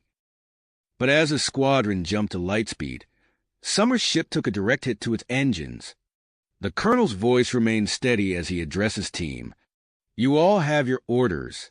I'll hold them off as long as I can." Despite protests from his squad, Summers engaged the pursuing synthoid ships, buying time for his team to escape. His actions ensured the mission's success, but at great personal cost. Hours later, a badly damaged ship limped back to the Allied fleet. Summers, bloody but alive, was pulled from the wreckage. His heroic actions in ensuring his squad's safe return despite his own peril earned him the highest military honors from all three allied species. As news of the Alliance's successes spread, Billy Adams found himself busier than ever. The diplomat worked tirelessly to maintain cohesion within the diverse coalition, organizing cultural exchange programs and mediating conflicts that arose due to the stress of prolonged warfare. We're not just fighting a war, Adams reminded a group of human and Suliban officers. We're building the foundation for a lasting peace. Our differences are our strength, not our weakness. Back on Earth, General Maxwell Hawkins oversaw the implementation of Operation Gaia's Shield. The planet-wide defense program involved the construction of a network of shape-shifting platforms in Earth's orbit designed to protect against potential synthoid incursions. As Hawkins watched the first platform take shape, he couldn't help but marvel at how far they'd come. Who would have thought, he mused, that our survival would depend on technology we barely understood a few years ago? The successes of the human-Suliban-Zarquin alliance did not go unnoticed. More alien species, previously neutral in the conflict, began to offer their support. Among them was the Voth Confederacy, a reptilian species renowned for their advanced bioengineering capabilities. The arrival of Kvex, the Voth ambassador, on Sulib Prime marked a potential turning point in the war. As negotiations began, both sides recognized the immense potential of combining Voth bioengineering with the Alliance's existing technologies. Meanwhile, Dr. Samuel Hawthorne made a startling discovery on the front lines. Prolonged exposure to the modified gene therapy was causing subtle changes in human physiology, enhancing cellular regeneration and slowing the aging process. As Hawthorne pored over his data, his mind raced with the implications. This could change everything, he muttered. Not just the war, but the very future of humanity. Just as the Alliance seemed to be gaining the upper hand, Admiral Zhao received troubling intelligence. A massive synthoid fleet, larger than any encountered before, was gathering in the Cygnus X-1 star system. Zhao's face was grim as he addressed the War Council. This could be their attempt at a decisive counterattack. We need a plan to neutralize this threat before it can undo all our progress. As the brightest minds from all allied species deliberated on strategies, Dr. Eleanor Ramos stepped forward with a radical proposal. What if we could create a ship to match their fleet? She asked. Not just in size, but in adaptability and firepower?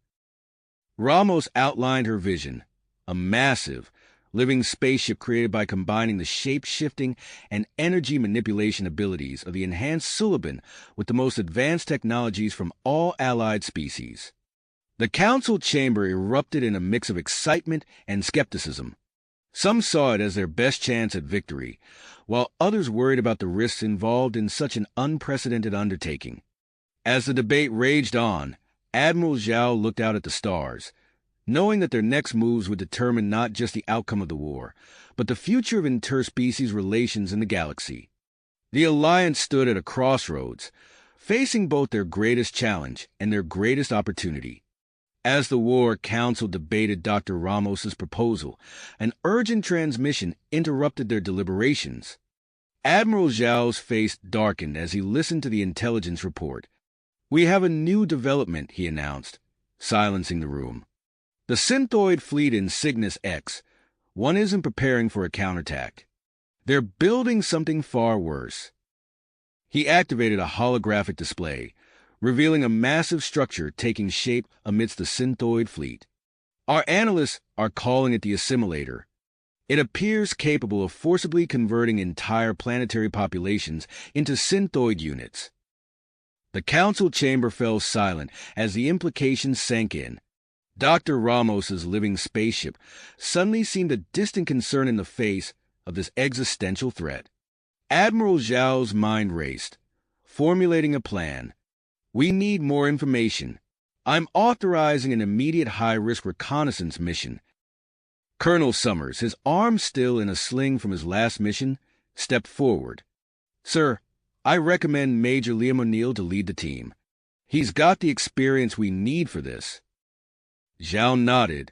Make it happen, Colonel. As the council dispersed to prepare for the mission, Dr. Victor Reeves approached the Admiral. We're upgrading Prometheus with advanced pattern recognition algorithms. It'll be able to analyze synthoid communications in real time, giving Major O'Neill's team a significant edge. Meanwhile, in a lab on Sula Prime, Dr. Tanaka and Dr. Grayson made a breakthrough. They watched in awe as a group of Suliban volunteers merged their consciousnesses, moving as one with unprecedented coordination. This changes everything, Tanaka breathed. We need to get this to O'Neill's team immediately. Across the base, Billy Adams was deep in negotiations with Kvex, the Voth ambassador. Your cloaking technology could be the key to getting our team past synthoid defenses, Adams explained. In exchange, we're offering your bioengineers unprecedented access to study the enhanced Suliban. Kvex's reptilian features remained impassive, but his tail twitched with interest. An intriguing proposal. The Voth Confederacy accepts. As preparations for the mission accelerated, General Hawkins received an unexpected influx of volunteers on Earth. Older human males, hearing of Dr. Hawthorne's discovery about the gene therapy's effects on aging, were lining up to offer their services. Hawkins smiled grimly. Get me a list of those with relevant experience. We might just need them. Just as Major O'Neill's team was about to depart, a Zarquin scientist named Kuala approached Admiral Zhao. Her crystalline form pulsed with excitement as she explained her theory about the assimilator's potential vulnerability to specific energy frequencies. Zhao listened intently, then nodded. Join the mission, Kuala. If you're right, this could be the key to stopping the assimilator. As O'Neill's cloaked vessel slipped past enemy lines, Commodore Volkov's task force engaged synthoid patrols at the edge of the Cygnus X-1 system. The diversionary attack worked perfectly, drawing attention away from the infiltration team. However, as they approached the assimilator construction site, O'Neill's voice crackled over the comm. We've got a problem. There's some kind of microscopic sensor field. Our cloaking tech isn't going to cut it. O'Neill's mind raced, considering their options. Then he turned to the Suliban team members. Can you shapeshift into spacefaring organisms? It might be our only way through. The Suliban nodded, their forms already beginning to ripple and change. Using their newly developed hive mind technique, they moved as one, navigating the treacherous sensor field with fluid grace. As they gathered data on the assimilator's structure and defenses, Kuala's scans confirmed her theory partially. There's a weakness in the power distribution system, she reported, but exploiting it would require a precise strike at the device's core.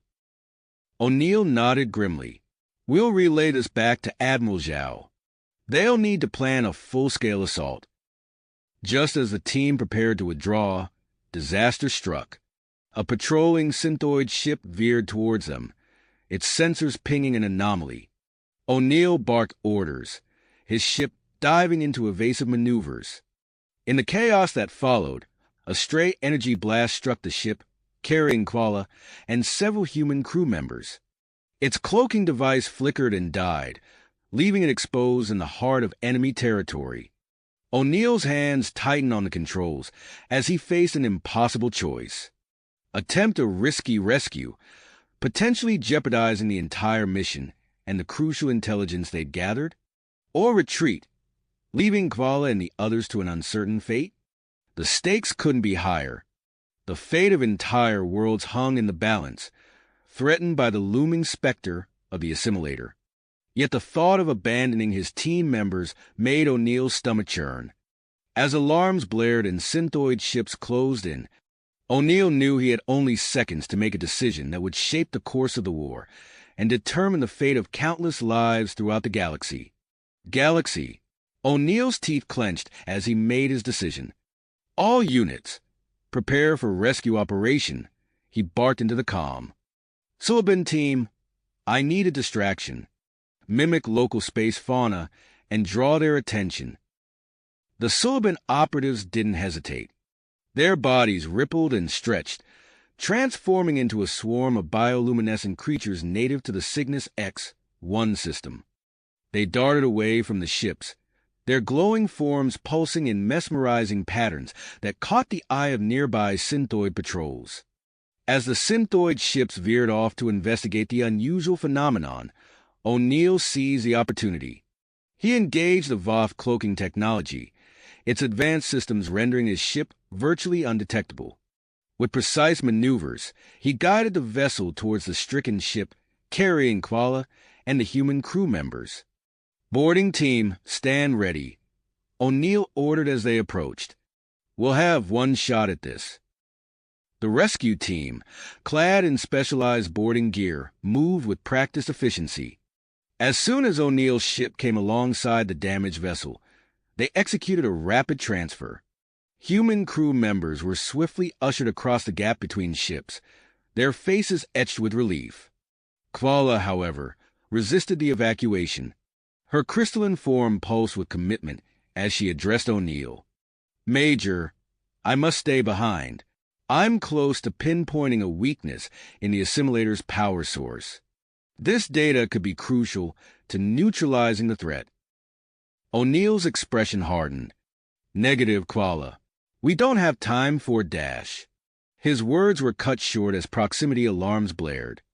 The synthoid patrols had seen through the Suliban's distraction and were closing in fast. "Everyone aboard now," O'Neill shouted, his decision made in a split second. "Kuala, I'm sorry, but we have to go." As the last of the human crew scrambled aboard, O'Neill's ship disengaged from the damaged vessel. Kuala's form grew smaller in the viewport, her crystals flashing in what might have been understanding or defiance. The ship lurched as O'Neill executed a series of pre-programmed jumps, the space around them warping and shifting with each leap. The synthoid pursuers fell behind, unable to match the unpredictable pattern of their flight. Hours later, as they crossed back into Alliance space, the tension on the bridge finally eased. O'Neill slumped in his chair, the weight of his decisions heavy on his shoulders.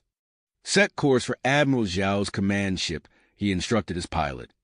"We need to report in immediately." The debriefing with Admiral Zhao was intense. O'Neill provided a detailed account of the mission, from the initial reconnaissance to the narrow escape. The holographic displays in the war room came alive with the data they'd gathered, painting a grim picture of the assimilator's capabilities. "This is worse than we feared," Zhao muttered, studying the projections. "We're looking at a device capable of converting entire planetary populations into synthoid units. If they manage to activate it—" He didn't need to finish the thought. Everyone in the room understood the stakes. "Convene the War Council," Zhao ordered his aide. "We need to formulate a response strategy immediately." As the Alliance's leaders gathered, Dr. Victor Reeves and his team began their analysis of the mission data.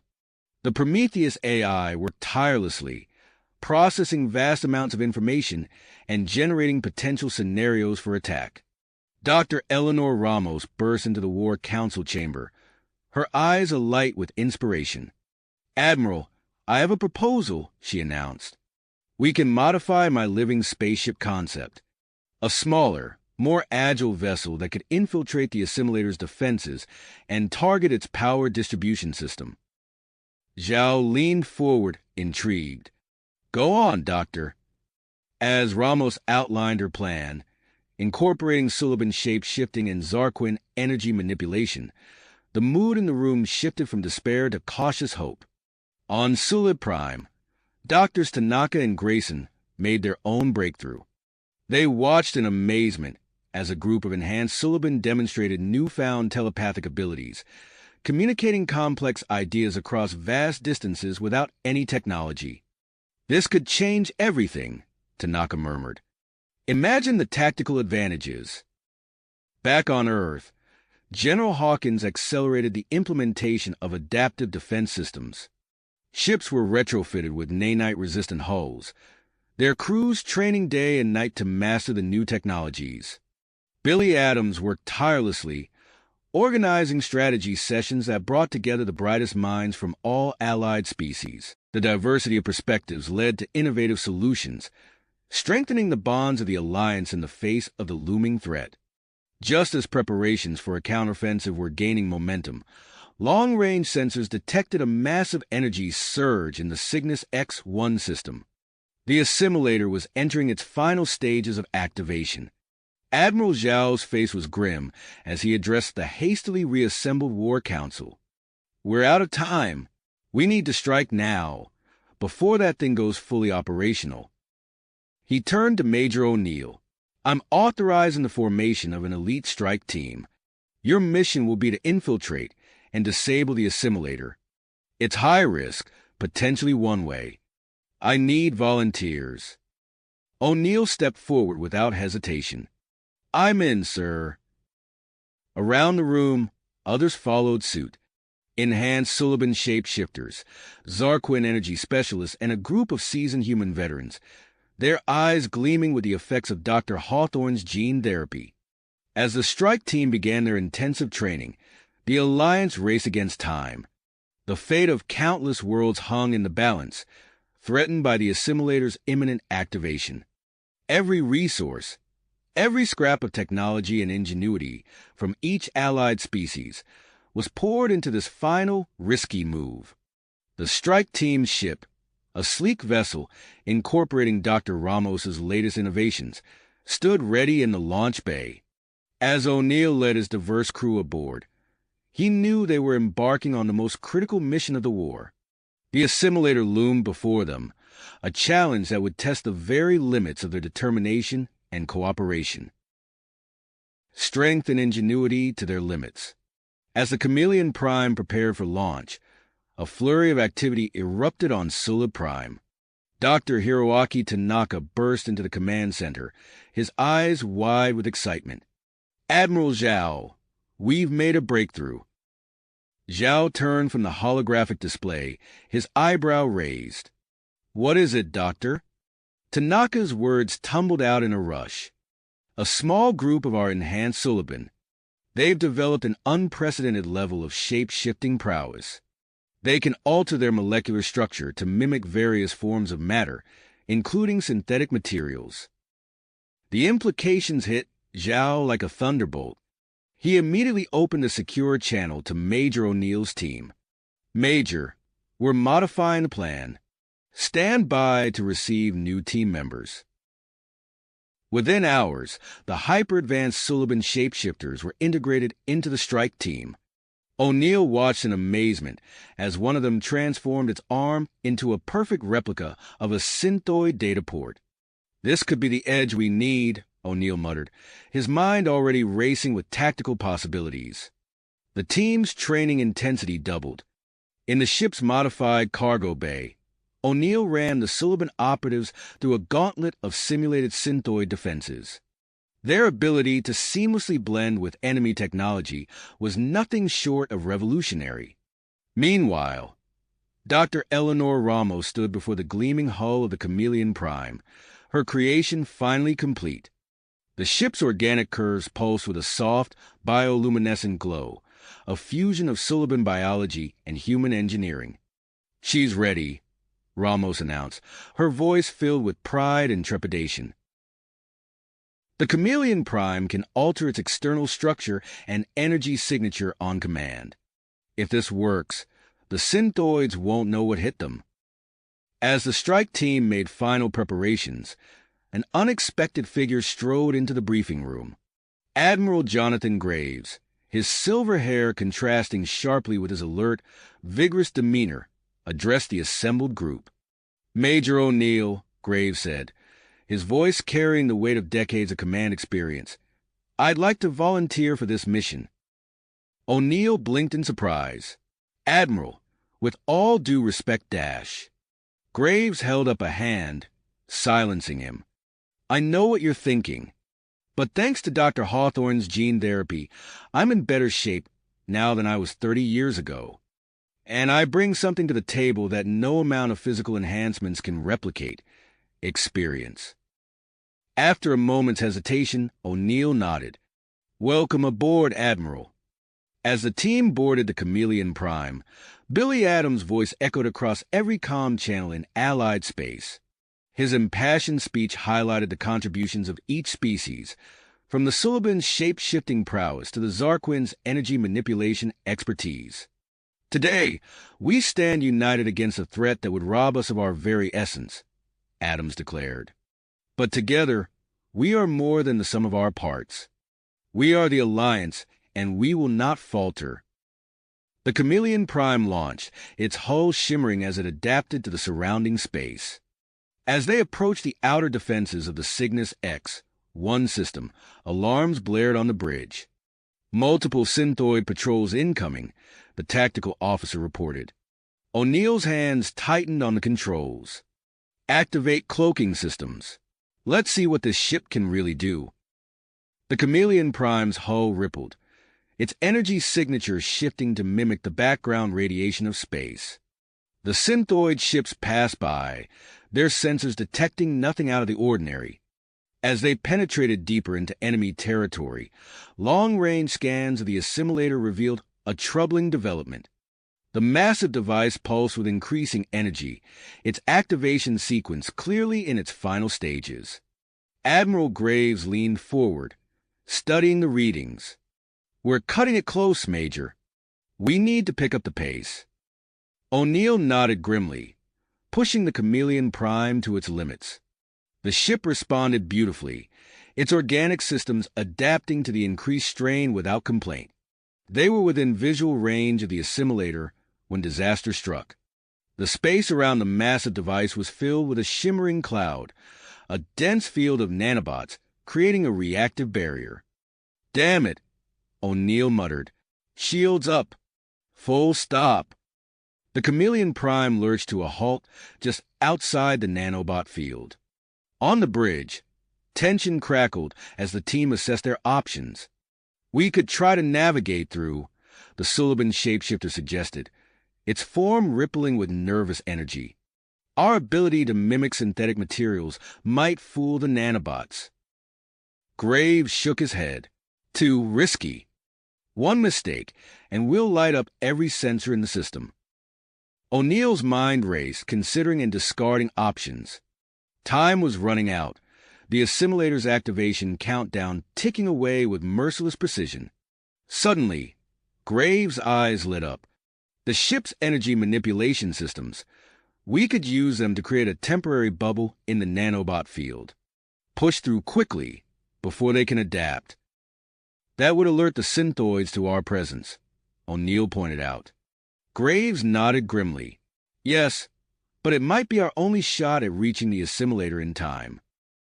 O'Neill looked around the bridge, taking in the determined faces of his diverse crew. Human, Suliban, Zarquin, each brought unique strengths to the mission. And now, they needed to make a choice that would determine the fate of countless worlds. "All right," O'Neill said, his voice steady despite the weight of a decision. "We go with Admiral Graves' plan. Prepare to create the energy bubble. All hands brace for potential enemy contact." As the Chameleon Prime systems powered up, the nanobot field ahead of them began to shimmer and part. O'Neill gripped the controls, ready to push the ship to its absolute limits. "Now or never," he muttered, and plunged the Chameleon Prime into the gap. The ship surged forward, alarms blaring as synthoid defenses came to life around them. The assimilator loomed ahead, its massive form dwarfing their vessel. O'Neill's voice rang out over the ship's comm system. "All teams, prepare for insertion. This is our one shot. Let's make it count." "Count!" The words had barely left O'Neill's lips when the Chameleon Prime surged forward, its hull shimmering as it plunged into the gap in the nanobot field. Alarms blared across the bridge as synthoid defenses roared to life around them. The massive form of the assimilator loomed ahead, dwarfing their vessel. "Energy spike detected," the tactical officer shouted. "Multiple synthoid interceptors incoming." O'Neill's hands flew over the controls, guiding the ship through a series of evasive maneuvers. "Admiral Graves, status on the Suliban team?" Graves studied the readouts intently. They're ready for deployment. Waiting for your signal, Major. As the Chameleon Prime closed in on the assimilator's vulnerable power distribution system, O'Neill nodded grimly. Launch the infiltration team. Now! The ship's airlock hissed open, and the hyper-advanced Suliban shapeshifters emerged. Their bodies rippled and shifted, seamlessly blending with the synthetic materials of the assimilator's external structure. In seconds, they were indistinguishable from the massive device itself. Inside the Chameleon Prime, tension crackled as the crew watched the Suliban agents disappear into the assimilator's complex systems. O'Neill opened a secure channel to Commodore Alexei Volkov's fleet. "Commodore, we're in position. Commence diversionary attack." Volkov's voice crackled over the comm. "Understood, Major. Engaging synthoid forces now." "Good luck." The space around them erupted in chaos as Volkov's fleet engaged the synthoid defenses at the edge of the Cygnus X-1 system. The distraction worked, drawing significant enemy resources away from the assimilator and buying precious time for the strike team. But the reprieve was short-lived. Synthoid interceptors swarmed towards the Chameleon Prime, their weapons blazing. The ship rocked under the assault, its adaptive systems struggling to keep pace with the onslaught. Admiral Graves took charge of the ship's defenses, his decades of tactical experience evident in every decision. "Alter our starboard configuration," he barked. "Match their attack vector and redirect energy to the aft shields." The Chameleon Prime's hull rippled and shifted, its form adapting to deflect enemy fire and exploit weaknesses in the synthoid attack patterns. But the relentless assault took its toll, and damage reports flooded in from all decks. Inside the assimilator, the Suliban infiltrators navigated through a labyrinth of corridors and systems, their alter forms allowing them to bypass security measures with ease. They reached the power distribution center, ready to implement Dr. Victor Reeves' plan. But as they prepared to emit the disruptive frequency, they encountered an unexpected obstacle. The assimilator systems were more heavily shielded than anticipated, requiring a stronger mission to penetrate the defenses. The lead Suliban agent, his body half-merged with a control panel, transmitted an urgent message to the Chameleon Prime. "Major O'Neill, we've encountered a problem. The shielding is too strong. We need more power to break through." O'Neill's mind raced, considering their options as another volley of synthoid fire rocked the ship. They were running out of time and resources. That's when Admiral Graves spoke up, his eyes alight with a dangerous idea. "Major, what if we use the Chameleon Prime itself as an amplifier? We could reconfigure our energy manipulation systems to generate a powerful enough signal to penetrate their shielding." O'Neill's eyes widened as he grasped the implications. The energy required for that kind of a mission, it could overload our systems. We'd be risking the ship and everyone aboard. Graves nodded grimly. "I'm aware of the risks, Major, but it might be our only shot at stopping this thing." As if to underscore the urgency of their situation, the tactical officer called out, "Major, the assimilator's activation sequence is accelerating. We have minutes at most before it goes fully operational." O'Neill looked around the bridge, taking in the determined faces of his crew. Human, Suliban, Zarquin. Each of them had volunteered for this mission, knowing the risks. Now, they faced the ultimate sacrifice. He made his decision. "Do it. Reconfigure the systems. We'll use the ship as an amplifier." The crew sprang into action, working feverishly to implement Admiral Graves' plan. Engineering teams rerouted power, bypassed safety protocols, and pushed the Chameleon Prime systems to their absolute limits. Outside, the battle raged on. The ship shuddered under constant synthoid attacks, its adaptive hull barely holding together. O'Neill's hands danced over the controls, keeping them positioned for the crucial moment. "Reconfiguration complete," Graves announced, his voice tense. We're ready to emit the amplified frequency. O'Neill took a deep breath, acutely aware that his next order could be his last. All hands, brace for impact. Initiating emission. Now. The Chameleon Prime shuddered violently as it channeled an enormous amount of energy. A blinding pulse of energy erupted from the ship, engulfing the assimilator in its radiance. Systems failed across the bridge, consoles exploding in showers of sparks.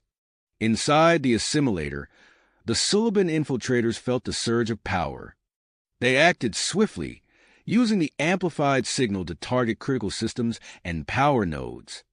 Energy fluctuations rippled across the massive device, causing cascading failures throughout its structure. But their success came at a terrible cost. The Chameleon Prime was coming apart at the seams, its hull breached in multiple locations. Life support systems failed, and the artificial gravity flickered ominously.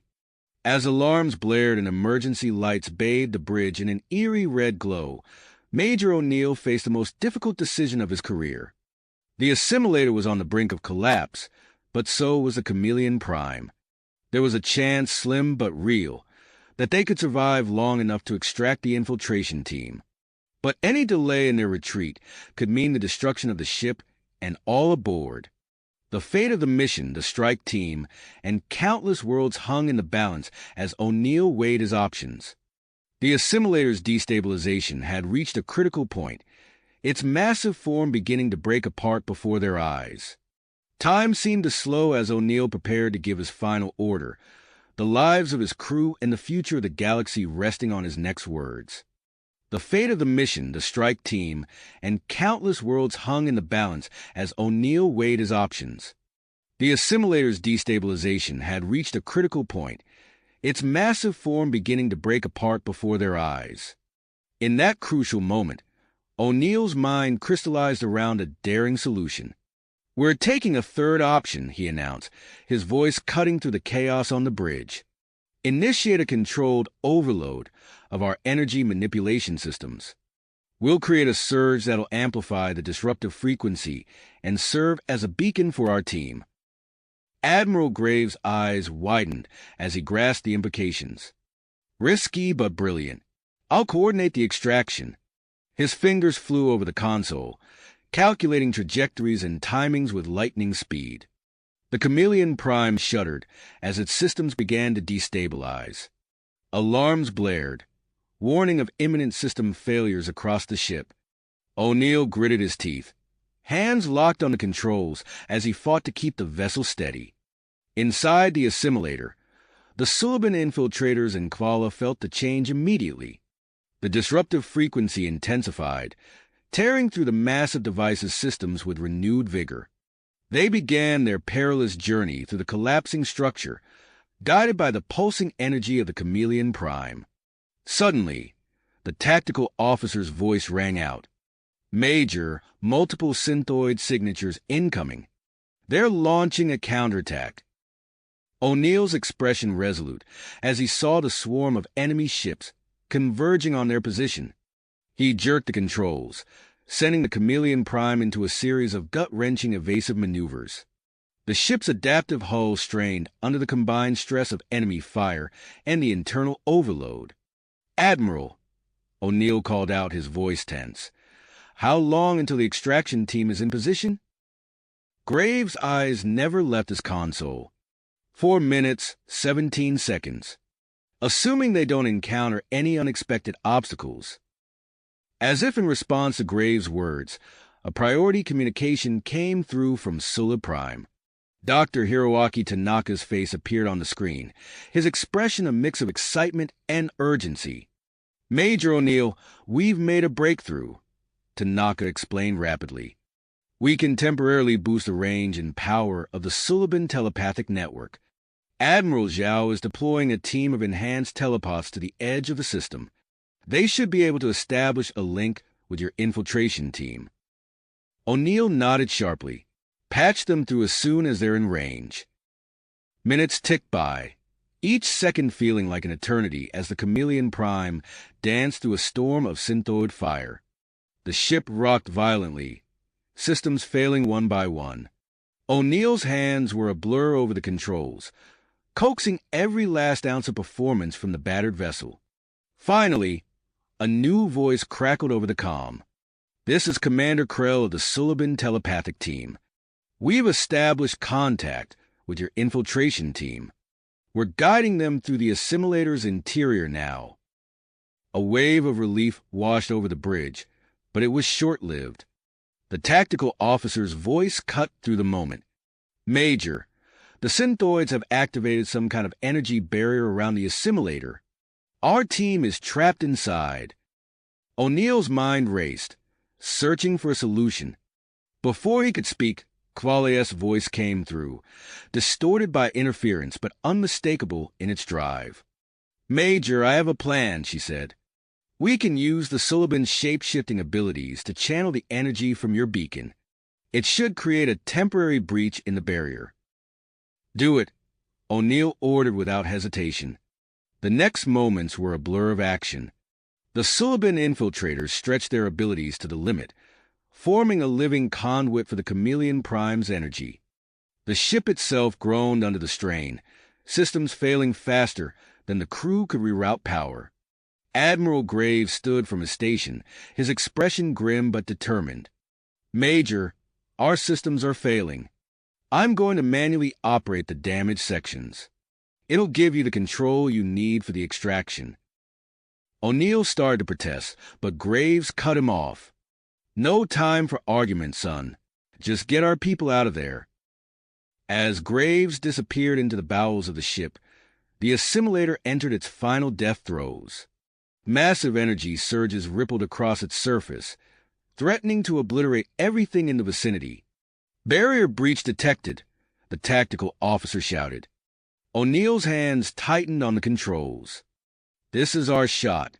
All hands, prepare for immediate emergency jump on my mark." The Chameleon Prime's hull rippled, reconfiguring to create an emergency airlock. O'Neill watched the sensors intently, waiting for the perfect moment. The infiltration team sprinted towards the ship, energy blasts from the collapsing assimilator nipping at their heels. "Now!" O'Neill roared. The ship lurched forward, scooping up the infiltration team in a move that defied the laws of physics. In the same instant, O'Neill triggered the emergency jump protocols. Space warped around them as the assimilator detonated in a cataclysmic explosion. When reality reasserted itself, the Chameleon Prime was limping through Allied space, leaving behind a graveyard of synthoid ships and the scattered remnants of the assimilator. The bridge was eerily quiet, the usual hum of systems replaced by the crackle of sparking consoles and the hiss of ruptured conduits. O'Neill sagged in his chair, the adrenaline of the past hours finally catching up to him. "Status report," he managed, his voice hoarse.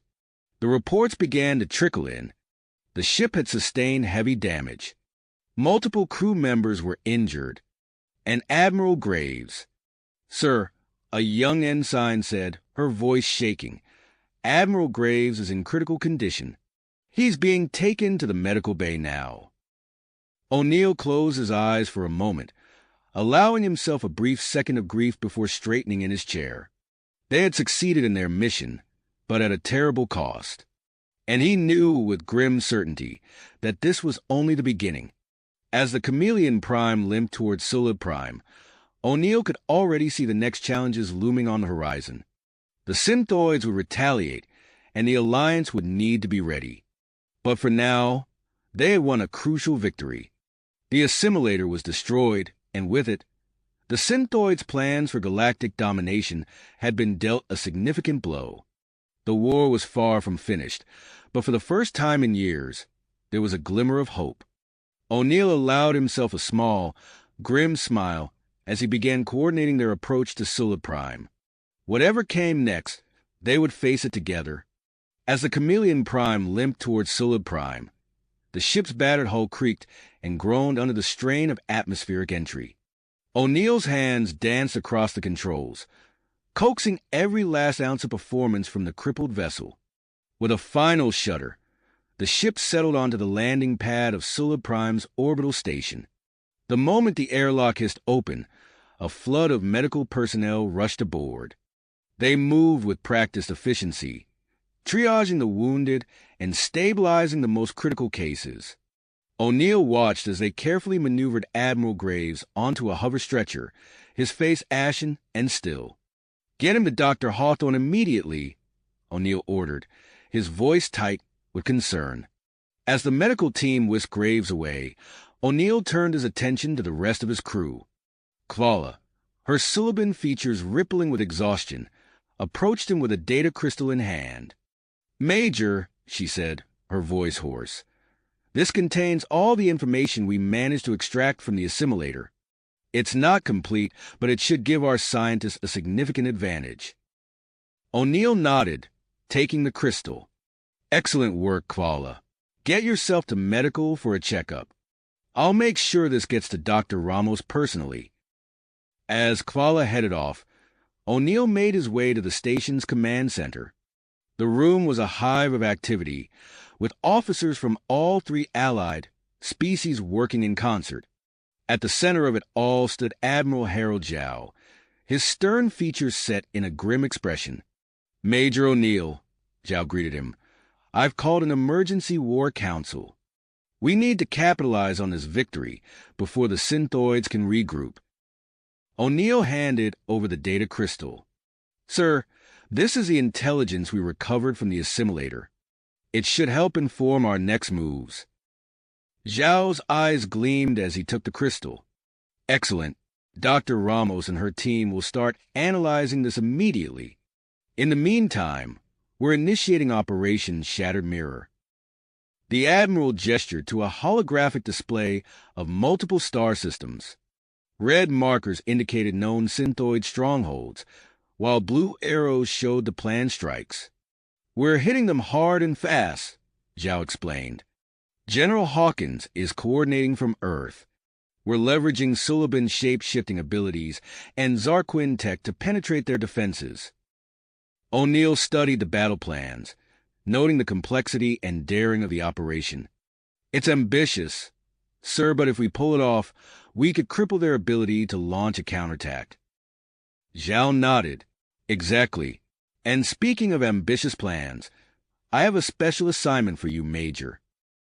The hologram shifted to display a detailed image of a space station orbiting a distant planet. "This is a suspected synthoid research facility in the Epsilon Eridani system. We need a team to infiltrate and gather intelligence on their weapons development." O'Neill's eyebrows rose. "Infiltrate? Sir, even with Suliban shapeshifters, getting past synthoid security would be nearly impossible." A new voice joined the conversation. "Not anymore, Major." Dr. Hiroaki Tanaka approached, his eyes bright with excitement. "We've made a breakthrough. We can now temporarily enhance the shape-shifting abilities of non-Suliban species. It's not perfect, but it should allow your team to mimic synthoid appearances long enough to get in and out." O'Neill's mind raced with the possibilities. "That changes everything. When do we leave?" "As soon as your team is assembled," Zhao replied.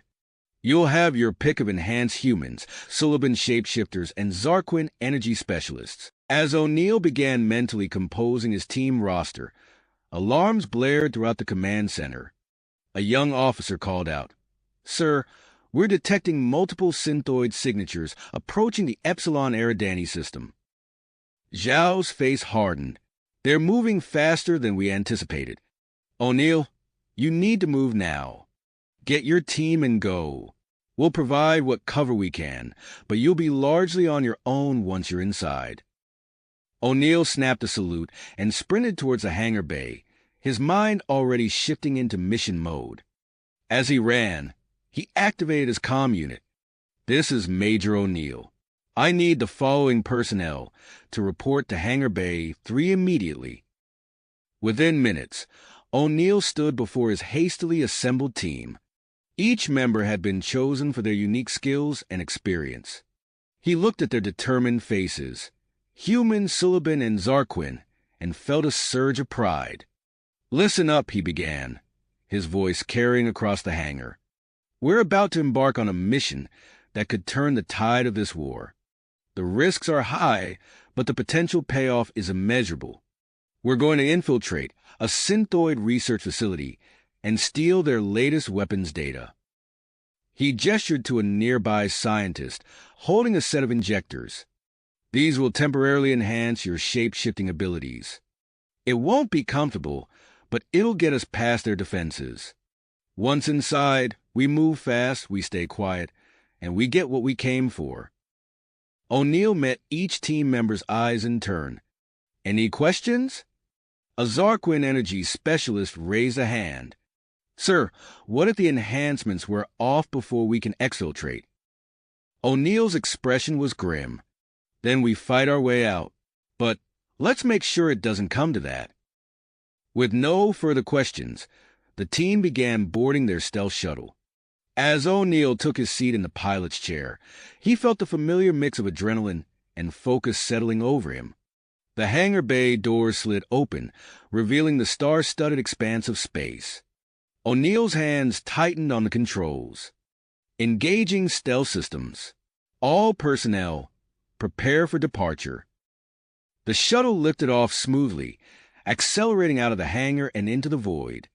As they set course for the Epsilon Eridani system, O'Neill knew that the success or failure of this mission could shape the course of the war.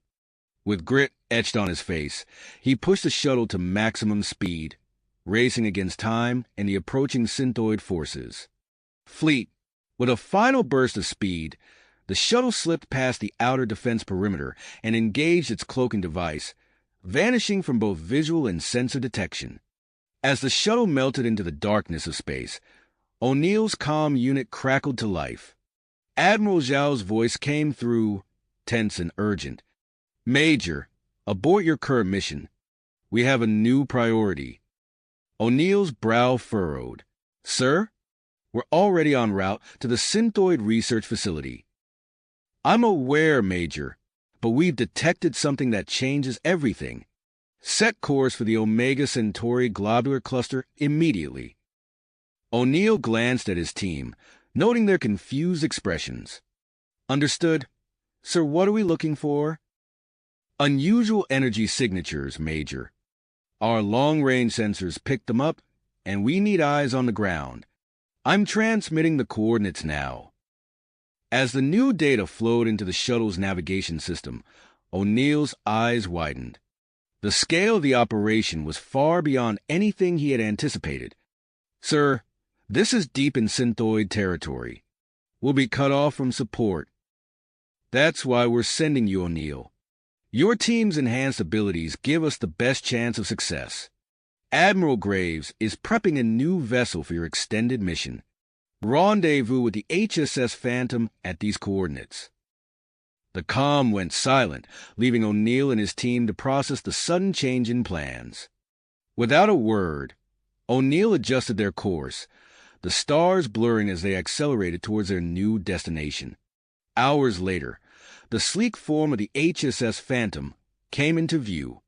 Its hull seemed to shimmer, almost as if it were not fully there. O'Neill whistled low, impressed by the advanced stealth technology. As they docked, Admiral Graves greeted them, his face bearing new scars from his recent ordeal. Welcome aboard, Major. We don't have much time for pleasantries. Your team will find everything you need in the briefing room. We launch in 30 minutes. The next half hour was a whirlwind of activity. O'Neill's team absorbed the details of their mission, familiarizing themselves with the Phantom's cutting-edge systems and the latest intelligence on synthoid movements in the Omega Centauri cluster. As the Phantom disengaged from the space station and set course for Omega Centauri, O'Neill stood on the bridge, watching the stars streak by. The gravity of their mission greatly troubled on him. They were diving into the heart of enemy territory, searching for something that could change the course of the war. Days passed as they traveled, the tension on board building with each light year. Finally, the dense star field of Omega Centauri filled their view screen. All hands battle stations, O'Neill ordered. Engage full stealth protocols. The Phantom systems hummed as they activated, rendering the ship virtually undetectable.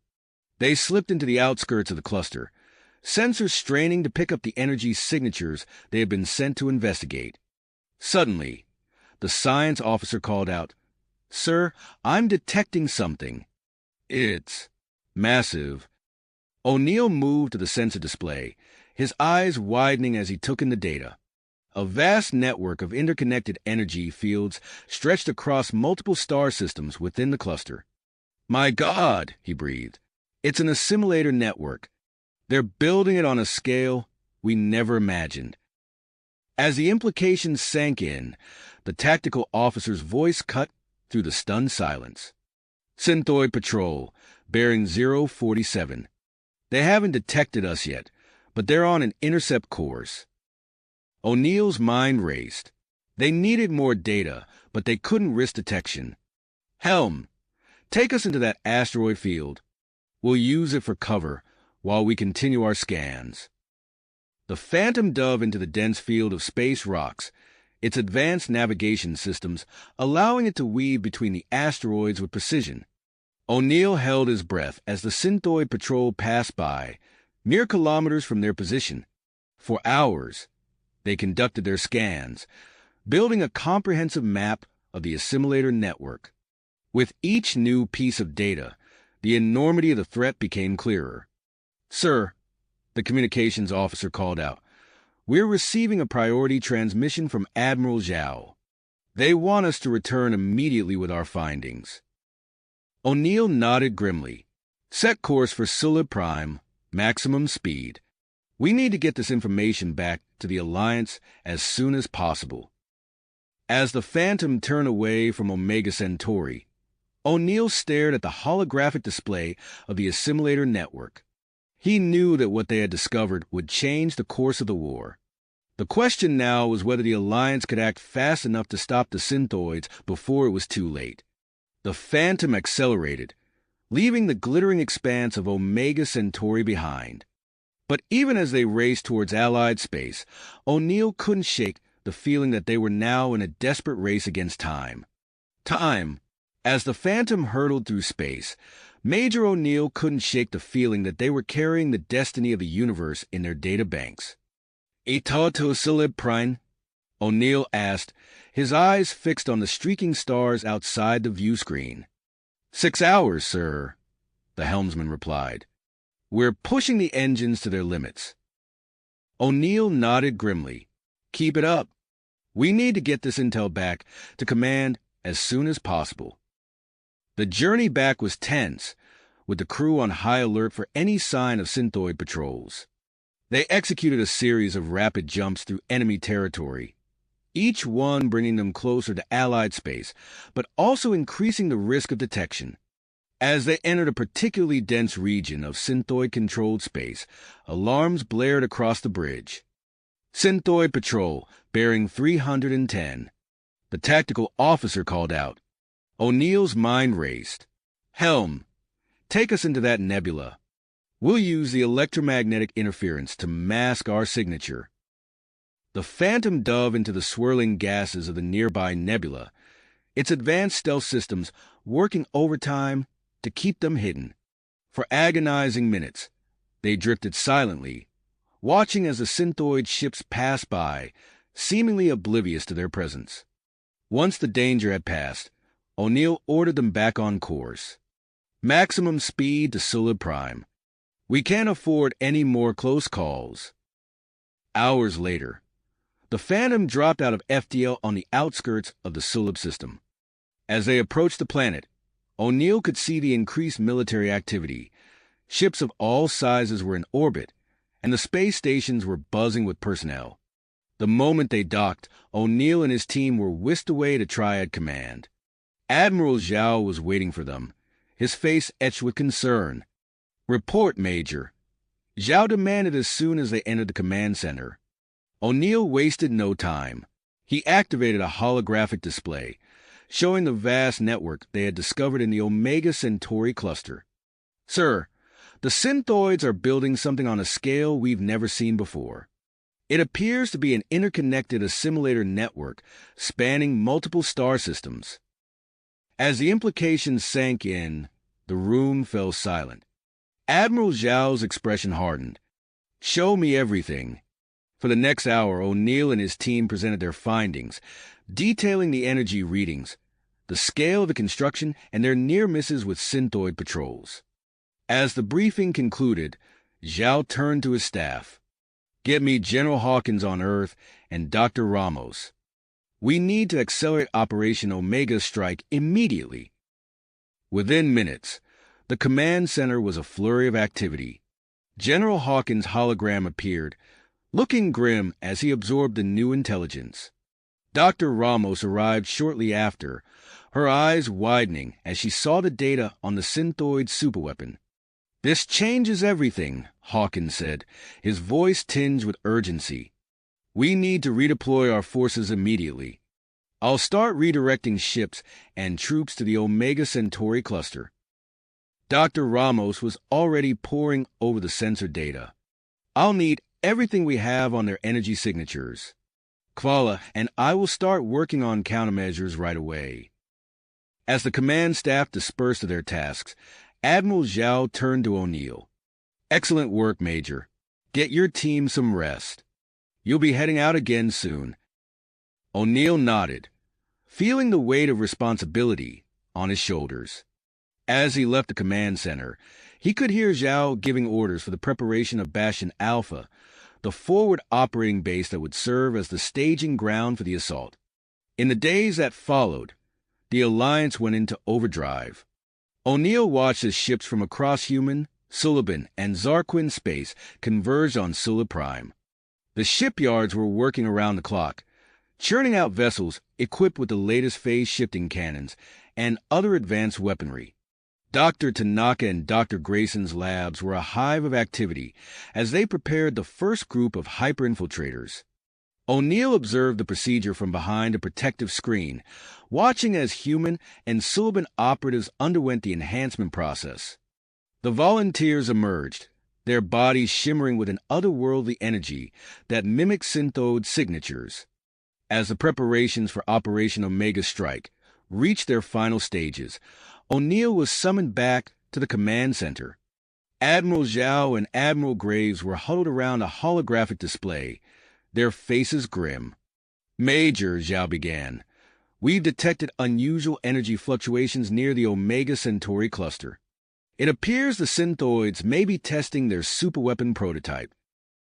Admiral Graves stepped forward. "We're modifying the operation plan. We need a small elite strike force to target the prototype directly, while our main fleet engages their defenses. Are you up for it?" O'Neill straightened, his mind focused. "Absolutely. Sir, when do we leave?" "As soon as your team is prepped," Graves replied. "You'll be taking the Phantom. We've upgraded her with the latest stealth tech and weapon systems." As O'Neill turned to leave, Zhao called out, "One more thing, Major. Dr. Reeves has completed work on a new AI-driven tactical system. It's been integrated into the Phantom systems. Familiarize yourself with it before you depart." O'Neill nodded, his mind already racing with plans and strategies.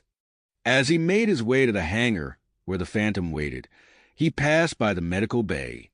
Through the windows, he could see Dr. Hawthorne overseeing the preparation of massive medical facilities, ready to receive casualties from the upcoming battle. Reaching the Phantom, O'Neill found his team already assembled. They looked different now, enhanced, ready for the challenge ahead. As they boarded the ship, O'Neill could feel the weight of their mission pressing down on him. They were about to embark on a journey that could decide the fate of the war. The Phantom's engines hummed to life as O'Neill took his place in the captain's chair. He looked at his crew, each face a mask of focus and determination. "All right, people," he said, his voice steady. "We got a job to do. Let's go plant some quantum beacons and give our fleet a way in." As the Phantom lifted off and accelerated towards the stars, O'Neill knew that the coming hours would test them like never before. The fate of the galactic realm hung in the balance, and they were the tip of the spear. Spear.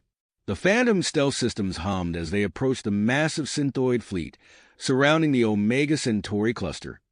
Quantum beacon deployment in T-minus 60 seconds, the tactical officer announced. O'Neill nodded, his eyes fixed on the holographic display showing their approach vector. All hands, prepare for silent running. We can't afford to be detected now.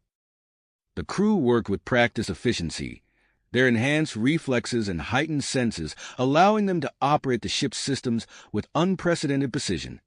As they neared their target coordinates, O'Neill felt the familiar surge of adrenaline coursing through his veins.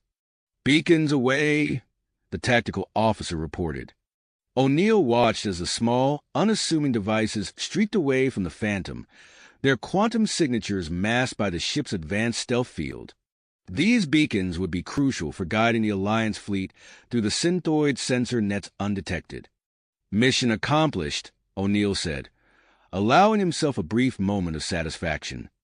"Now let's get back to the dash." His words were cut short as the ship's sensors lit up with multiple alerts. The tactical officer's voice was tense as he reported, "Sir, we've got incoming synthoid patrols. 3. No, 5 vessels on an intercept course."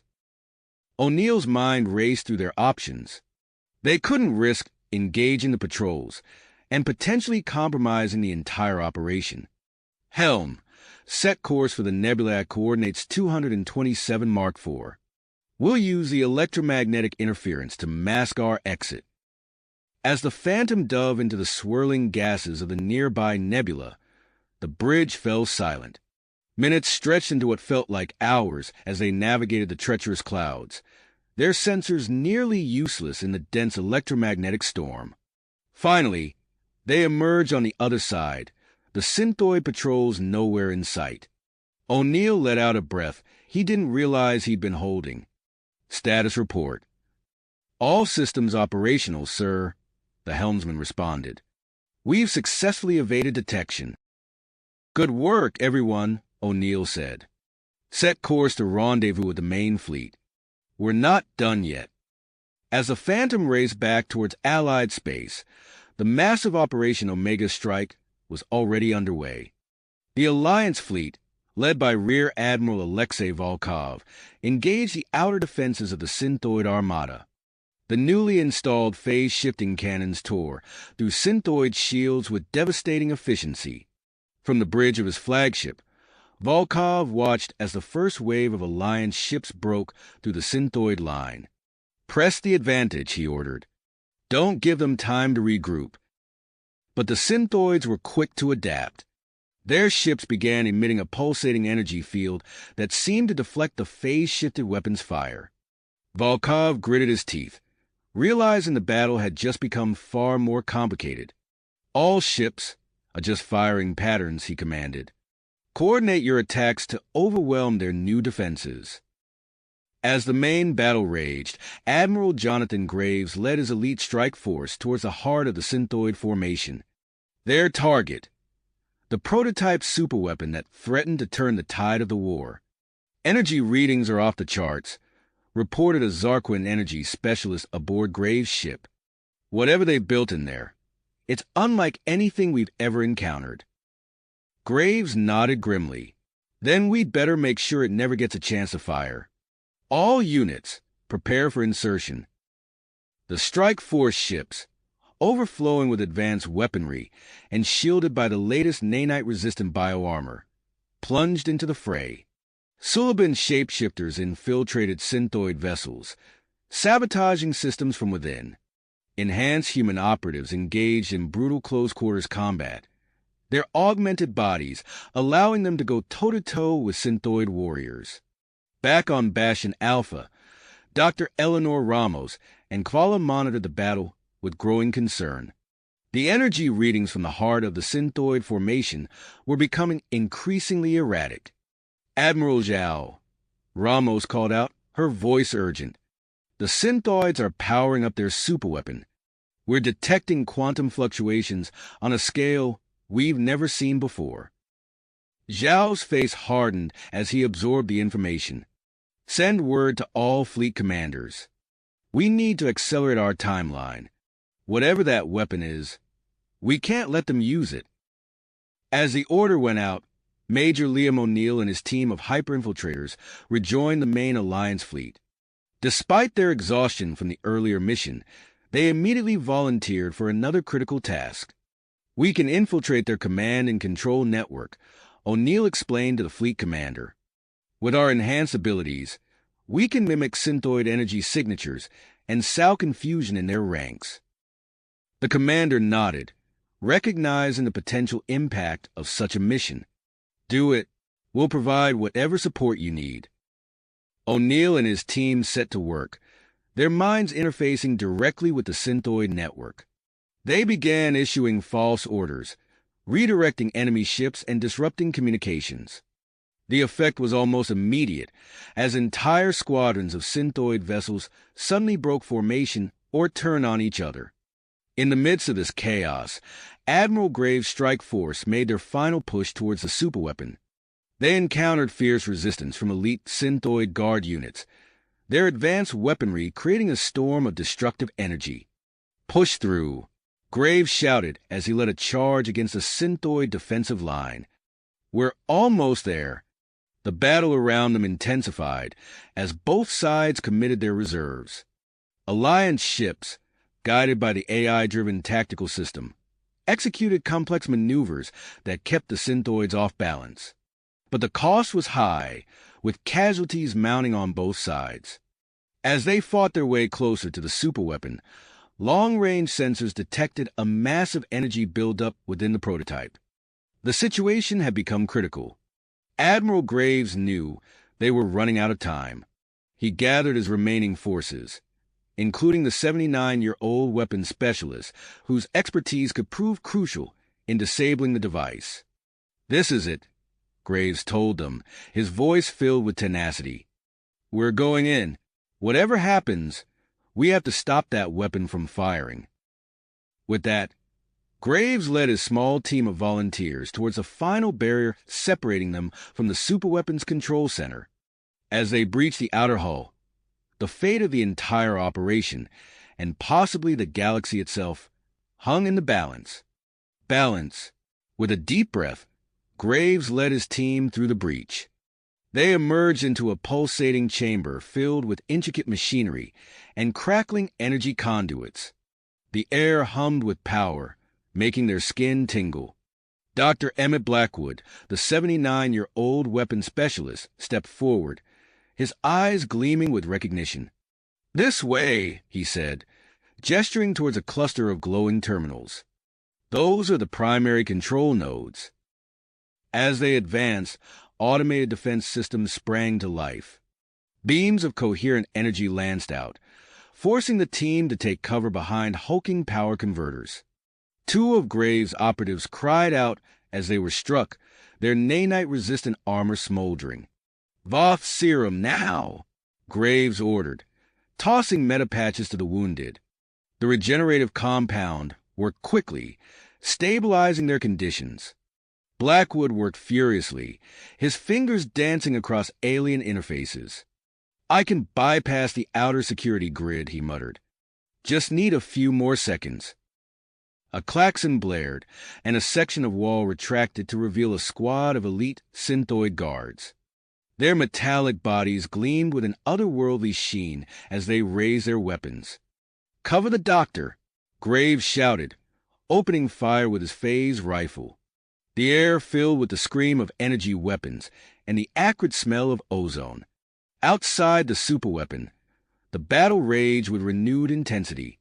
Major O'Neill's hyper-infiltrators pushed their evolved abilities to the limit, creating chaos in the synthoid fleet's communication network. Entire squadrons of enemy ships suddenly veered off course or powered down their weapons. Seizing the opportunity, Rear Admiral Volkov's voice crackled over the comm. "All ships, concentrate fire on Grid Sector 7 Alpha. Push through their line."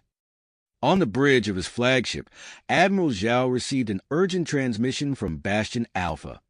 Dr. Ramos' face appeared on the main view screen, her expression a mix of excitement and concern. "Admiral, we've found a way to neutralize the weapon," she reported. A specially calibrated electromagnetic pulse should disrupt its quantum matrix. But we need to deliver it directly to the core.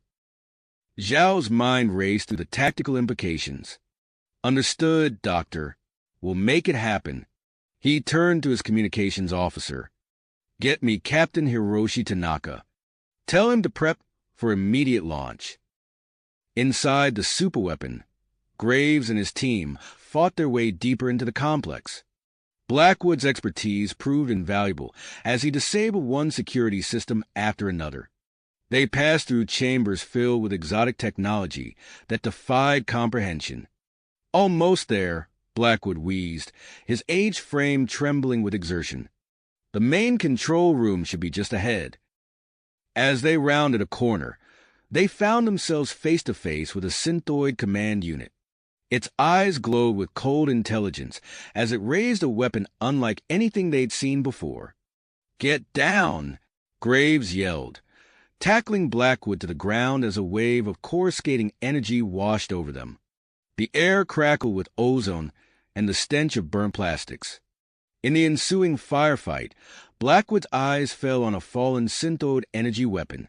Without hesitation, he scooped it up and began firing with surprising accuracy. The synthoids, caught off guard by the humans' proficiency with their own technology, fell back. Nice shooting, Doc, Graves said, clapping the older man on the shoulder. Blackwood grinned. You don't get to my age in this line of work without picking up a few tricks. They pressed on, finally reaching the central control chamber. A massive holographic display dominated the room, showing the battle raging outside. Blackwood immediately set to work on the main console. This is it, he muttered. The primary control matrix. But there's a problem. Graves looked up from securing the perimeter. What kind of problem? Blackwood's face was grim. A failsafe.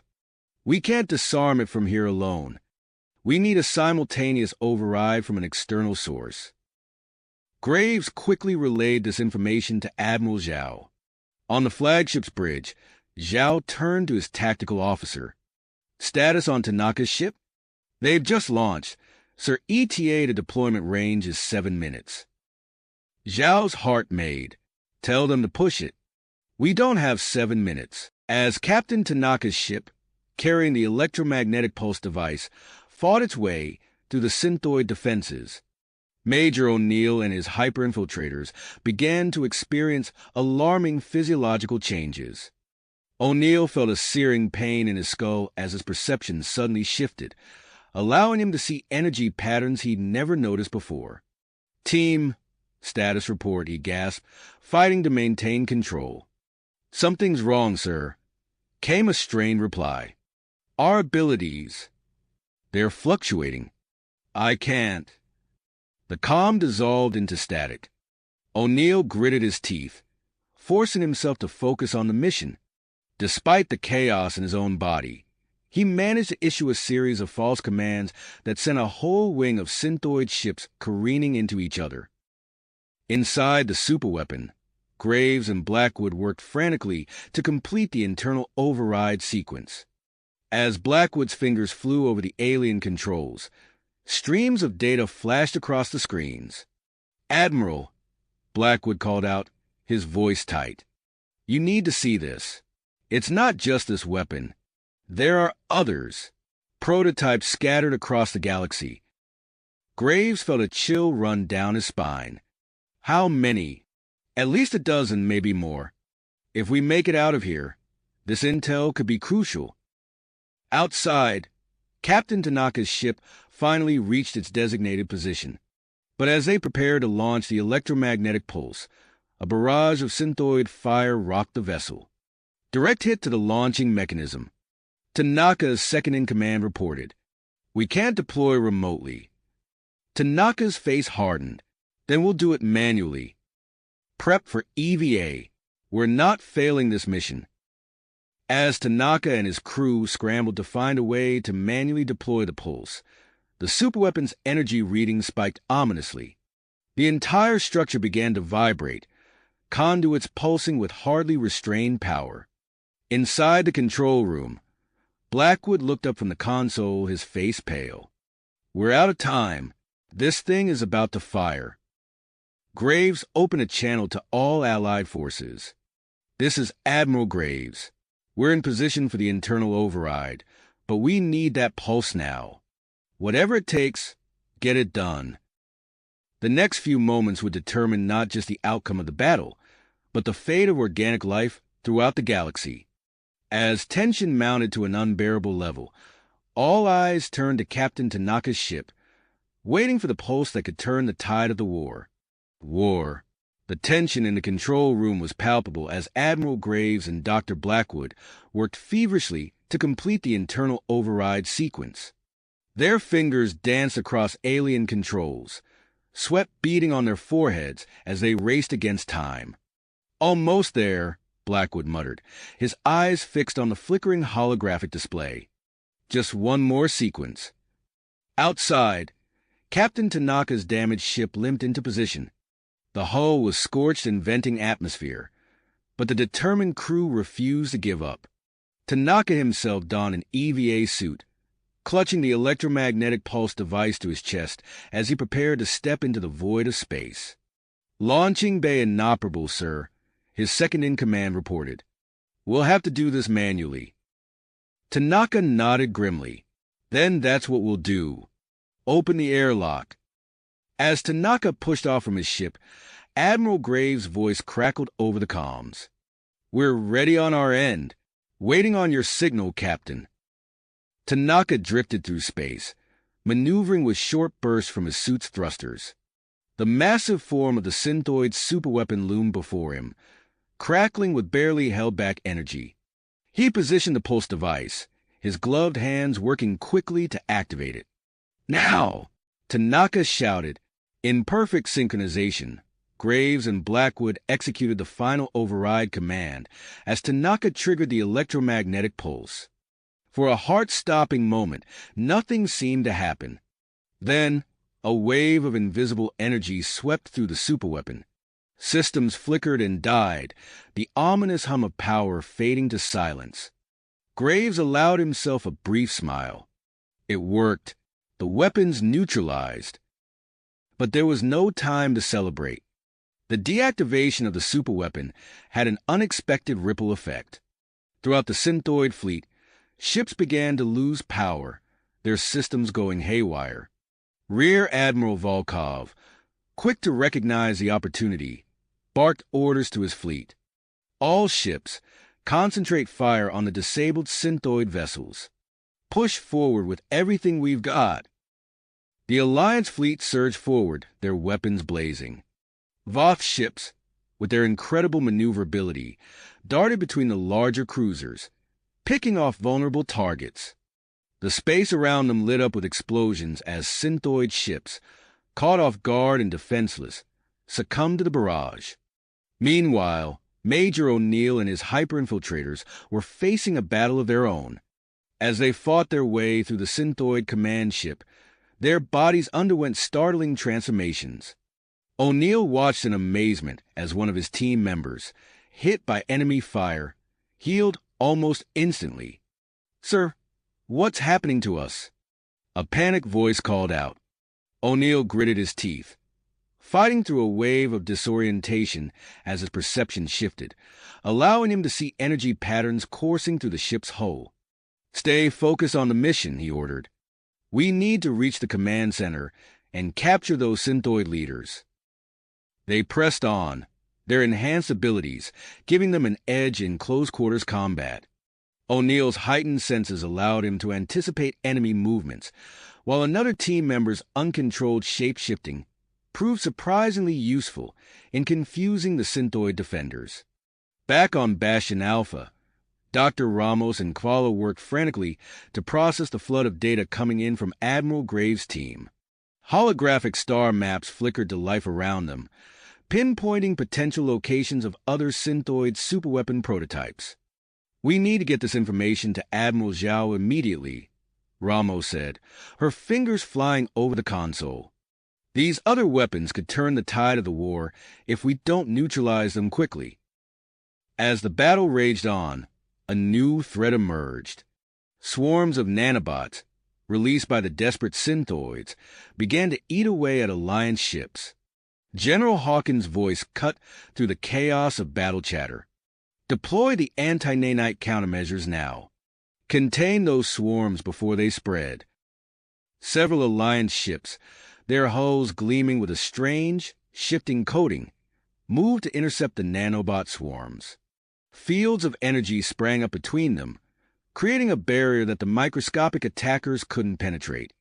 In the heart of the captured superweapon, Graves and Blackwood had secured the control room and were now sifting through the vast synthoid database. Blackwood's eyes widened as he decrypted file after file of technological secrets. "This is incredible," he breathed. "Their advancements in quantum computing alone could revolutionize our own tech. But there's something else here. Something about organic-synthetic hybridization." Before Graves could respond, an alert flashed on one of the screens. A group of synthoid ships was attempting to flee the Omega Centauri cluster. Graves immediately relayed the information to Rear Admiral Volkov, who wasted no time assembling a pursuit force. "We can't let them escape with whatever leaders or tech they have on board," Volkov growled. "Voth's ships take point. Your adaptability will be key in this chase." As the pursuit force peeled away from the main battle, the tide had decisively turned in favor of the Alliance. The synthoid fleet, crippled by the loss of their superweapon and the cascade of system failures, was in full retreat. Admiral Zhao, watching the battle unfold from his flagship, allowed himself a moment of satisfaction before turning his attention to the next phase of the operation. "Begin deployment of our occupation forces," he ordered. "I want every strategic location in this cluster under our control within the hour." The victory in the Omega Centauri cluster was a turning point, but as the Alliance forces moved to secure their hard-won gains, they knew the war was a long way to go. The revelation of more superweapon prototypes and the mysterious organic-synthetic hybrid technology loomed as new challenges on the horizon. As the last pockets of synthoid resistance were mopped up, Major O'Neill and his team, their bodies still undergoing unpredictable changes, began the dangerous process of extracting their high-value prisoners. The captured synthoid commanders, their metallic forms bound and deactivated, represented a potential gold mine of intelligence. "Team, stay alert," O'Neill warned, his enhanced senses picking up distant explosions and weapons fire. "We're not out of this yet." With their mission accomplished, but their bodies in flux, O'Neill and his hyper-infiltrators faced an uncertain future. As they made their way back to Allied lines, the full impact of their physiological changes remained to be seen. The battle for Omega Centauri was won, but as Alliance forces scrambled to solidify their position and exploit their newfound advantages, it was clear that the war against the synthoids had entered a new and unpredictable phase. The Alliance forces moved swiftly to secure their hard-won victory in the Omega Centauri cluster. As the last pockets of synthoid resistance were eliminated, Admiral Harold Zhao wasted no time in establishing a forward operating base on one of the cluster's habitable planets. The world, quickly dubbed Nexus Prime, became a hub of frenetic activity as Alliance ships descended from orbit, unloading troops, equipment, and captured synthoid technology. Admiral Zhao stood at the newly constructed command center, surveying the bustling activity through the panoramic windows. Holographic displays flickered to life around him, showing real-time updates on the base's construction and the ongoing efforts to secure the cluster. "Status report," Zhao ordered, his voice crisp and authoritative. A young officer snapped to attention. "Sir, we've established a secure perimeter around the main research facilities. Dr. Ramos and Kvala have already begun setting up their lab to study the synthoid hybrid technology." Zhao nodded, his eyes fixed on a display showing the deployment of early warning stations throughout the cluster. "And the prisoners?" "Secure. Sir Major O'Neill's team is overseeing their containment personally." As if on cue, the doors to the command center slid open, revealing Major Liam O'Neill. The officer looked haggard, his uniform bearing the scars of recent combat. But there was something else, a subtle shift in his bearing that spoke of the physiological changes he had undergone. "Admiral," O'Neill said, saluting crisply, "my team is ready for debriefing." Zhao turned to face him, his expression grave. "First, you and your team will report to medical for full examinations. Dr. Tanaka and Dr. Grayson have developed a stabilizing agent that should halt any further uncontrolled changes." O'Neill nodded, a flicker of relief crossing his face. "Thank you, sir. And our next mission?" "We'll discuss that after your treatment," Zhao replied. "For now, focus on stabilizing your condition." As O'Neill left, Zhao's attention was drawn to a flashing alert on one of the displays. He tapped it, bringing up a live feed from Dr. Eleanor Ramos' lab. "Admiral," Ramos said, her eyes bright with excitement, "we've made a breakthrough in reverse engineering the Synthoid's organic-synthetic hybrid technology. The potential applications are, well, they're staggering." Kvala's sinuous form moved into view, the Voth scientist's scales shimmering under the lab's harsh lights. "Our findings suggest we may be able to enhance the physical capabilities of Alliance soldiers, potentially evening the odds against the Synthoid's numerical superiority." Zhao leaned forward, his interest piqued. "How soon can we begin trials?" Ramos and Kvala exchanged glances. "We're ready for limited human trials now," Ramos said. "But we need to proceed carefully. We recommend starting with older human males. Their experience could be invaluable, and the potential for physical enhancement is significant." Zhao considered this for a moment before nodding. "Approved. Begin assembling a list of volunteers. Priority goes to veterans with combat experience." As the scientists acknowledged the order and the feed cut off, Zhao turned his attention to the next pressing matter. He opened a secure channel to Earth, and moments later, General Maxwell Hawkins' grizzled face appeared on the main screen. "Harold," Hawkins greeted him, "I assume you're calling about the new defense protocols?" Zhao nodded. "How soon can we have the orbital platforms retrofitted with anti-nanite countermeasures?" Hawkins consulted something off-screen. "We've already begun. First platform should be online within 48 hours. The early warning network will take longer. We're looking at weeks, maybe months for full coverage." "Understood. Keep me updated on the progress." Zhao paused and added, "And Max? Good work." As the call ended, Zhao's attention was drawn to a flurry of activity near one of the sensor stations. He strode over, noting the looks of concern on the operators' faces. "Report," he barked. One of the technicians looked up, his face pale. "Sir, we're detecting unusual activity in the Andromeda Galaxy. The energy signatures. They're consistent with Synthoid technology." Zhao felt a chill run down his spine. If the Synthoids had established a presence in Andromeda, it could change the entire nature of the war. He turned to his communications officer. "Get me Rear Admiral Volkov.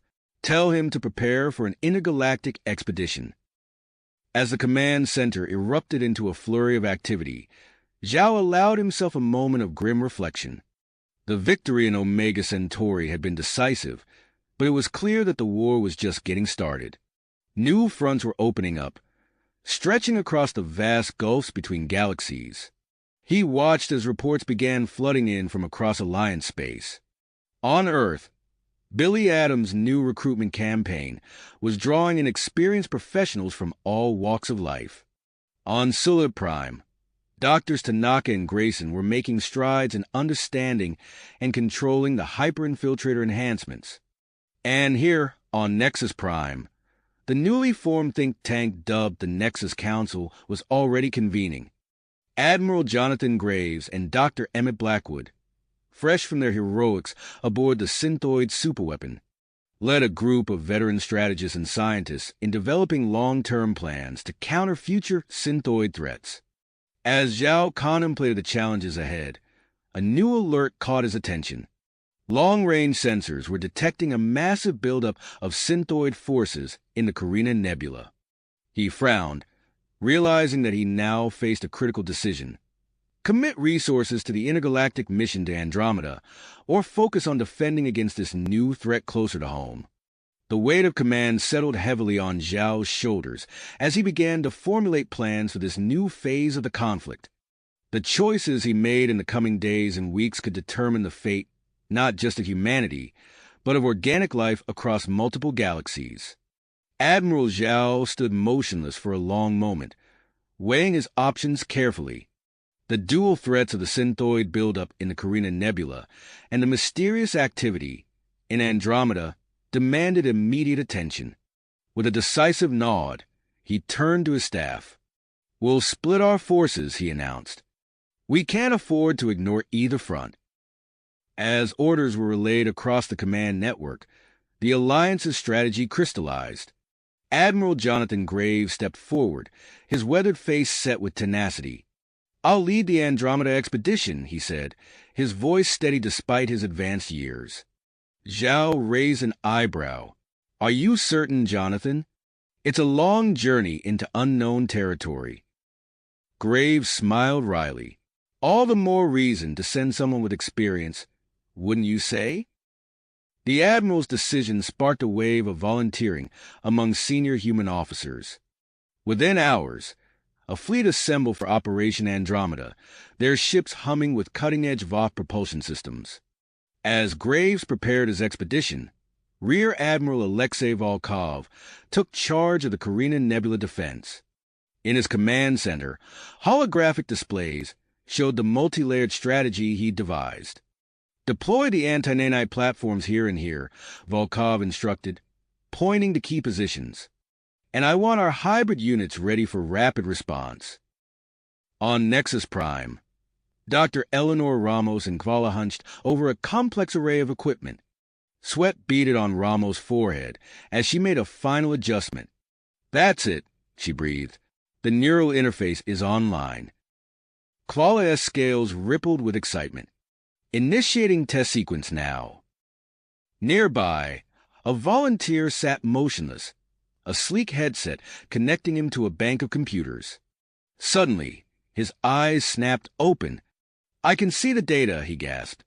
"It's incredible." As Ramos and Kvala celebrated their breakthrough, another group was preparing for action. Dr. Emmett Blackwood, now 80 years old but moving with the vigor of a man half his age, addressed the first batch of organic-synthetic hybrid volunteers. "Gentlemen," he said, his voice carrying across the training ground, "we are the Nexus Guard. Our mission is to secure a synthoid outpost on the edge of the Carina Nebula. Are you ready?" The response was a resounding affirmative. Deep in synthoid-controlled space, Major Liam O'Neill and his hyper-infiltrators moved like ghosts through enemy territory. They had already neutralized 2 superweapon prototypes, but their latest discovery sent a chill through the team. "Look at this," O'Neill whispered, gesturing to a holographic schematic. "They're mass-producing smaller versions of the quantum weapons." His second-in-command nodded grimly. "We need to get this intel back to command, fast." On Earth, General Maxwell Hawkins stood in the heart of the new Early Warning Center. Screens flickered to life around him, displaying a real-time map of nearby space. "Sir," an operator called out, "we're detecting multiple cloak signatures approaching Earth orbit." Hawkins leaned forward, his eyes narrowing. "Synthoid scouts. Alert the defense grid. Let's show them we're not caught napping." As Earth's defenders sprang into action, Dr. Samuel Hawthorne reviewed the latest data from his clinical trials. The results were beyond his wildest expectations. "The rejuvenation effects are remarkable," he muttered, scrolling through patient files. "We're not just restoring these men to their prime. We're enhancing them beyond it." News of the treatment's success spread quickly, leading to a surge in older volunteers. Billy Adams, ever quick to capitalize on a trend, launched his Wisdom Warriors campaign. Recruitment centers across Alliance space filled with seasoned professionals, eager to contribute their experience to the war effort. In the void between galaxies, Operation Andromeda pressed on. Admiral Graves stood on the bridge of his flagship, watching as the swirling form of Andromeda grew larger on the monitor. Energy signature detected, a sensor officer reported. "It's massive, sir, in the technology. It's like nothing we've ever seen." Graves considered his options. "Set course for that rogue planet," he ordered, pointing to a dark body drifting at the galaxy's edge. "We'll establish a forward base and proceed with caution." As Andromeda loomed before them, the fleet began its approach to the lifeless world. The next phase of their mission, and perhaps the war itself, was about to begin. The planet's surface was a barren wasteland of ice and rock, buffeted by howling winds that seemed to carry the very chill of deep space. But beneath this inhospitable exterior, a hive of activity was taking shape. Admiral Jonathan Graves stood in the newly established command center of Outpost Odyssey, his weathered face illuminated by the glow of holographic displays. Around him, technicians and officers worked feverishly to bring the base's systems online. "Status report," Graves called out, his voice carrying the weight of decades of command. A young lieutenant snapped to attention. "Sir, stealth systems are at 95% efficiency. We're practically invisible to long-range scans." Graves nodded approvingly. "Good. What about our sensor array?" "Online and fully operational, Admiral," another officer reported. "We're picking up some unusual energy signatures deeper in the galaxy. It's like nothing we've ever seen before." Graves leaned in, studying the readouts. "Whatever it is, it's big, and if I were a betting man, I'd say it's Synthoid in origin." As the Andromeda expedition set about fortifying their position, events in the Milky Way were reaching a fever pitch. In the Carina Nebula, space itself seemed to ignite as Rear Admiral Alexei Volkov's forces clashed with the Synthoid Armada. Volkov's flagship, the FSS Vanguard, shuddered under the impact of enemy fire. On the bridge, the Admiral's eyes darted between tactical displays, his mind processing the ebb and flow of battle with machine-like efficiency. "Deploy anti-nanite countermeasures in Sector 7, he ordered, his voice calm despite the chaos surrounding him. "And get those hybrid units moving. We need to punch through their left flank." As the battle raged, a sleek craft slipped through the Synthoid lines. Inside, Dr. Emmett Blackwood and his Nexus Guard prepared for their assault on a key enemy production facility. "Remember, gentlemen," Blackwood said, his eyes bright with the fire of a man half his age, "speed and precision. We're not here to slug it out. Get in, plant the charges, and get out." The ship touched down, and the enhanced veterans moved with fluid grace, their movements belying their years. Synthoid defenders fell before their onslaught, unable to match the combination of peak physical condition and hard-won combat experience. As explosions rocked the facility, Blackwood allowed himself a grim smile. "That ought to put a dent in their supply lines," he muttered. Back on Nexus Prime, Dr. Eleanor Ramos and Kvala watched with held breath as the first group of veteran pilots underwent their neural interface trials. The simulator pods hummed with energy as the enhanced pilots engaged in virtual dogfights against Synthoid fighters. "Look at these reaction times," Kvala hissed, her scales shimmering with excitement. "They're outperforming our baseline by orders of magnitude." Ramos nodded, her eyes fixed on the data streams. "And their tactical decision-making. It's like they're anticipating the enemy's moves before they happen." As the simulations concluded, the pilots emerged, their faces flushed with exertion and triumph. One of them, a grizzled former fighter ace, grinned broadly. "Doc," he said, clapping Ramos on the shoulder, "I haven't felt this sharp since I was 30. When do we get to try this out for real?" Meanwhile, deep in Synthoid territory, Major Liam O'Neill and his team of hyper-infiltrators moved like shadows through an enemy research facility. Their enhanced bodies allowed them to slip past security measures that would have stymied ordinary humans. O'Neill held up a hand, signaling his team to halt. Ahead, a massive holographic display flickered to life, revealing schematics for a structure of staggering proportions. "My God!" O'Neill breathed. "It's some kind of trans-dimensional gateway. If they get this operational..." His second-in-command nodded grimly. They could deploy forces anywhere in 2 galaxies at a moment's notice. O'Neill's mind raced. "We need to shut this down and get word back to command. Plant the charges. We'll make sure this facility never goes online." As the infiltrators set about their work, the conflict continued to escalate across 2 galaxies. On Earth, General Maxwell Hawkins oversaw the final stages of the planet-wide defense grid's activation. Energy shields shimmered into existence, enveloping key cities and military installations. "Commence full-spectrum test," Hawkins ordered, his voice echoing through the control center. Simulated synthoid attacks battered against the shields, only to dissipate harmlessly. Automated defense platforms swiveled and fired, their energy weapons cutting through virtual enemy craft with lethal precision. Hawkins allowed himself a small smile. "Let them come," he murmured. "We'll be ready." As the Alliance forces consolidated their gains and prepared for the next phase of the war, a sense of cautious optimism began to spread.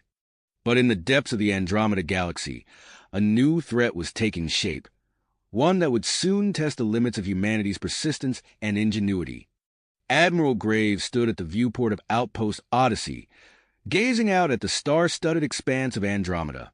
Behind him, the command center buzzed with activity as the newly arrived reinforcements from the Milky Way integrated into the base's operations. "Sir," a sensor officer called out, her voice tight with tension, "we're detecting a massive energy surge from the heart of synthoid-controlled space." Graves turned, his eyes narrowing as he studied the readouts. Whatever the synthoids were planning, it was clear that the next battle would determine the fate of not 1, but 2 galaxies. And as the Alliance forces braced for the coming storm, the Admiral knew that every decision, every sacrifice made in the coming hours would echo across the cosmos for generations to come. "Come." The Admiral's determined eyes swept across the command center, his mind already formulating a plan of action. "All hands to battle stations," Graves commanded, his voice carrying the weight of decades of experience. "Prepare for immediate deployment through the trans-dimensional gateway." The command center erupted into a flurry of activity as officers relayed orders and technicians hurried to their stations. Within minutes, the Alliance forces were mobilizing, their ships humming with energy as they prepared to make the jump into Andromeda. As the fleet assembled, Graves received a transmission from Dr. Emmett Blackwood, now leading the Nexus Guard. The 81-year-old scientist's face appeared on the main view screen, his eyes bright with grit. "Admiral," Blackwood said, "my team is ready.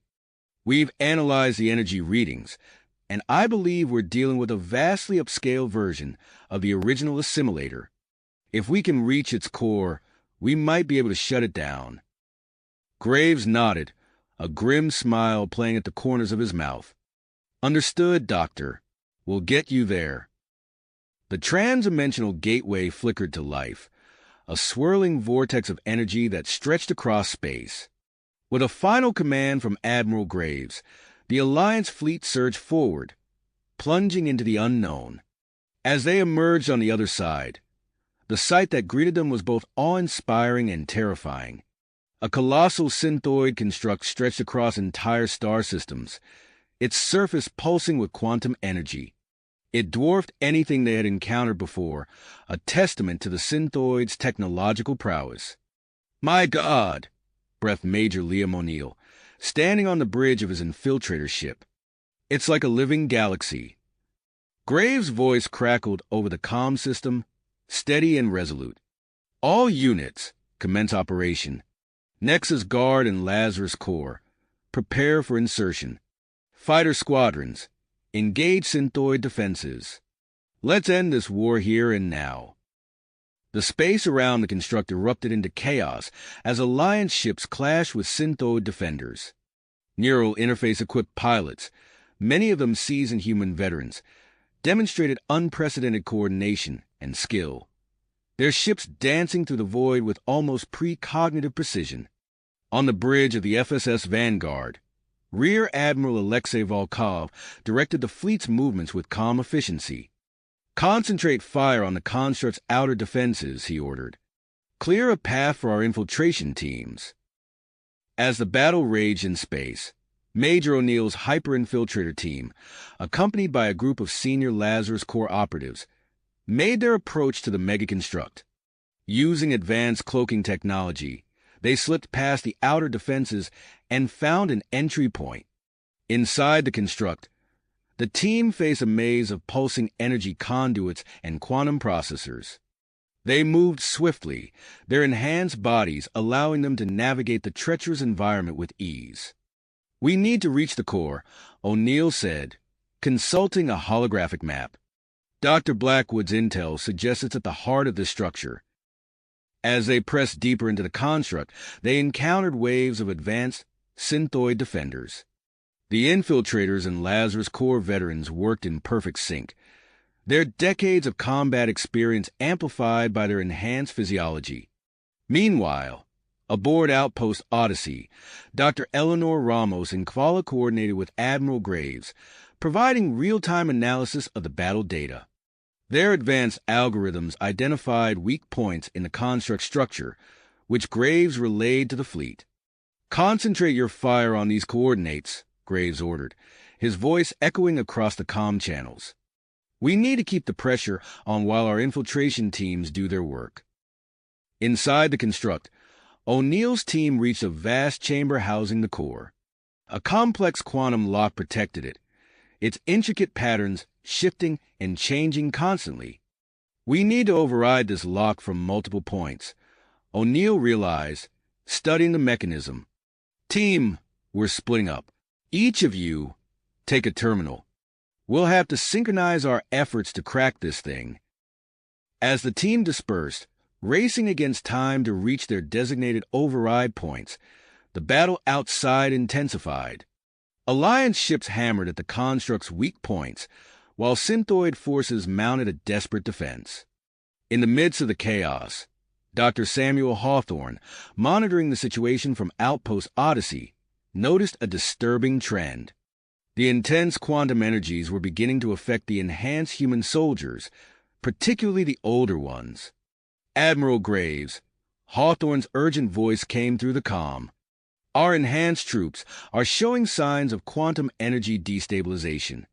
I'm developing a treatment now, but we need to act fast." Graves acknowledged the warning, his mind racing to adjust their strategy. "Understood, Doctor. Transmit the treatment to our medical teams as soon as it's ready. We'll rotate our forces to minimize exposure." Back inside the construct, O'Neill's team faced a crisis.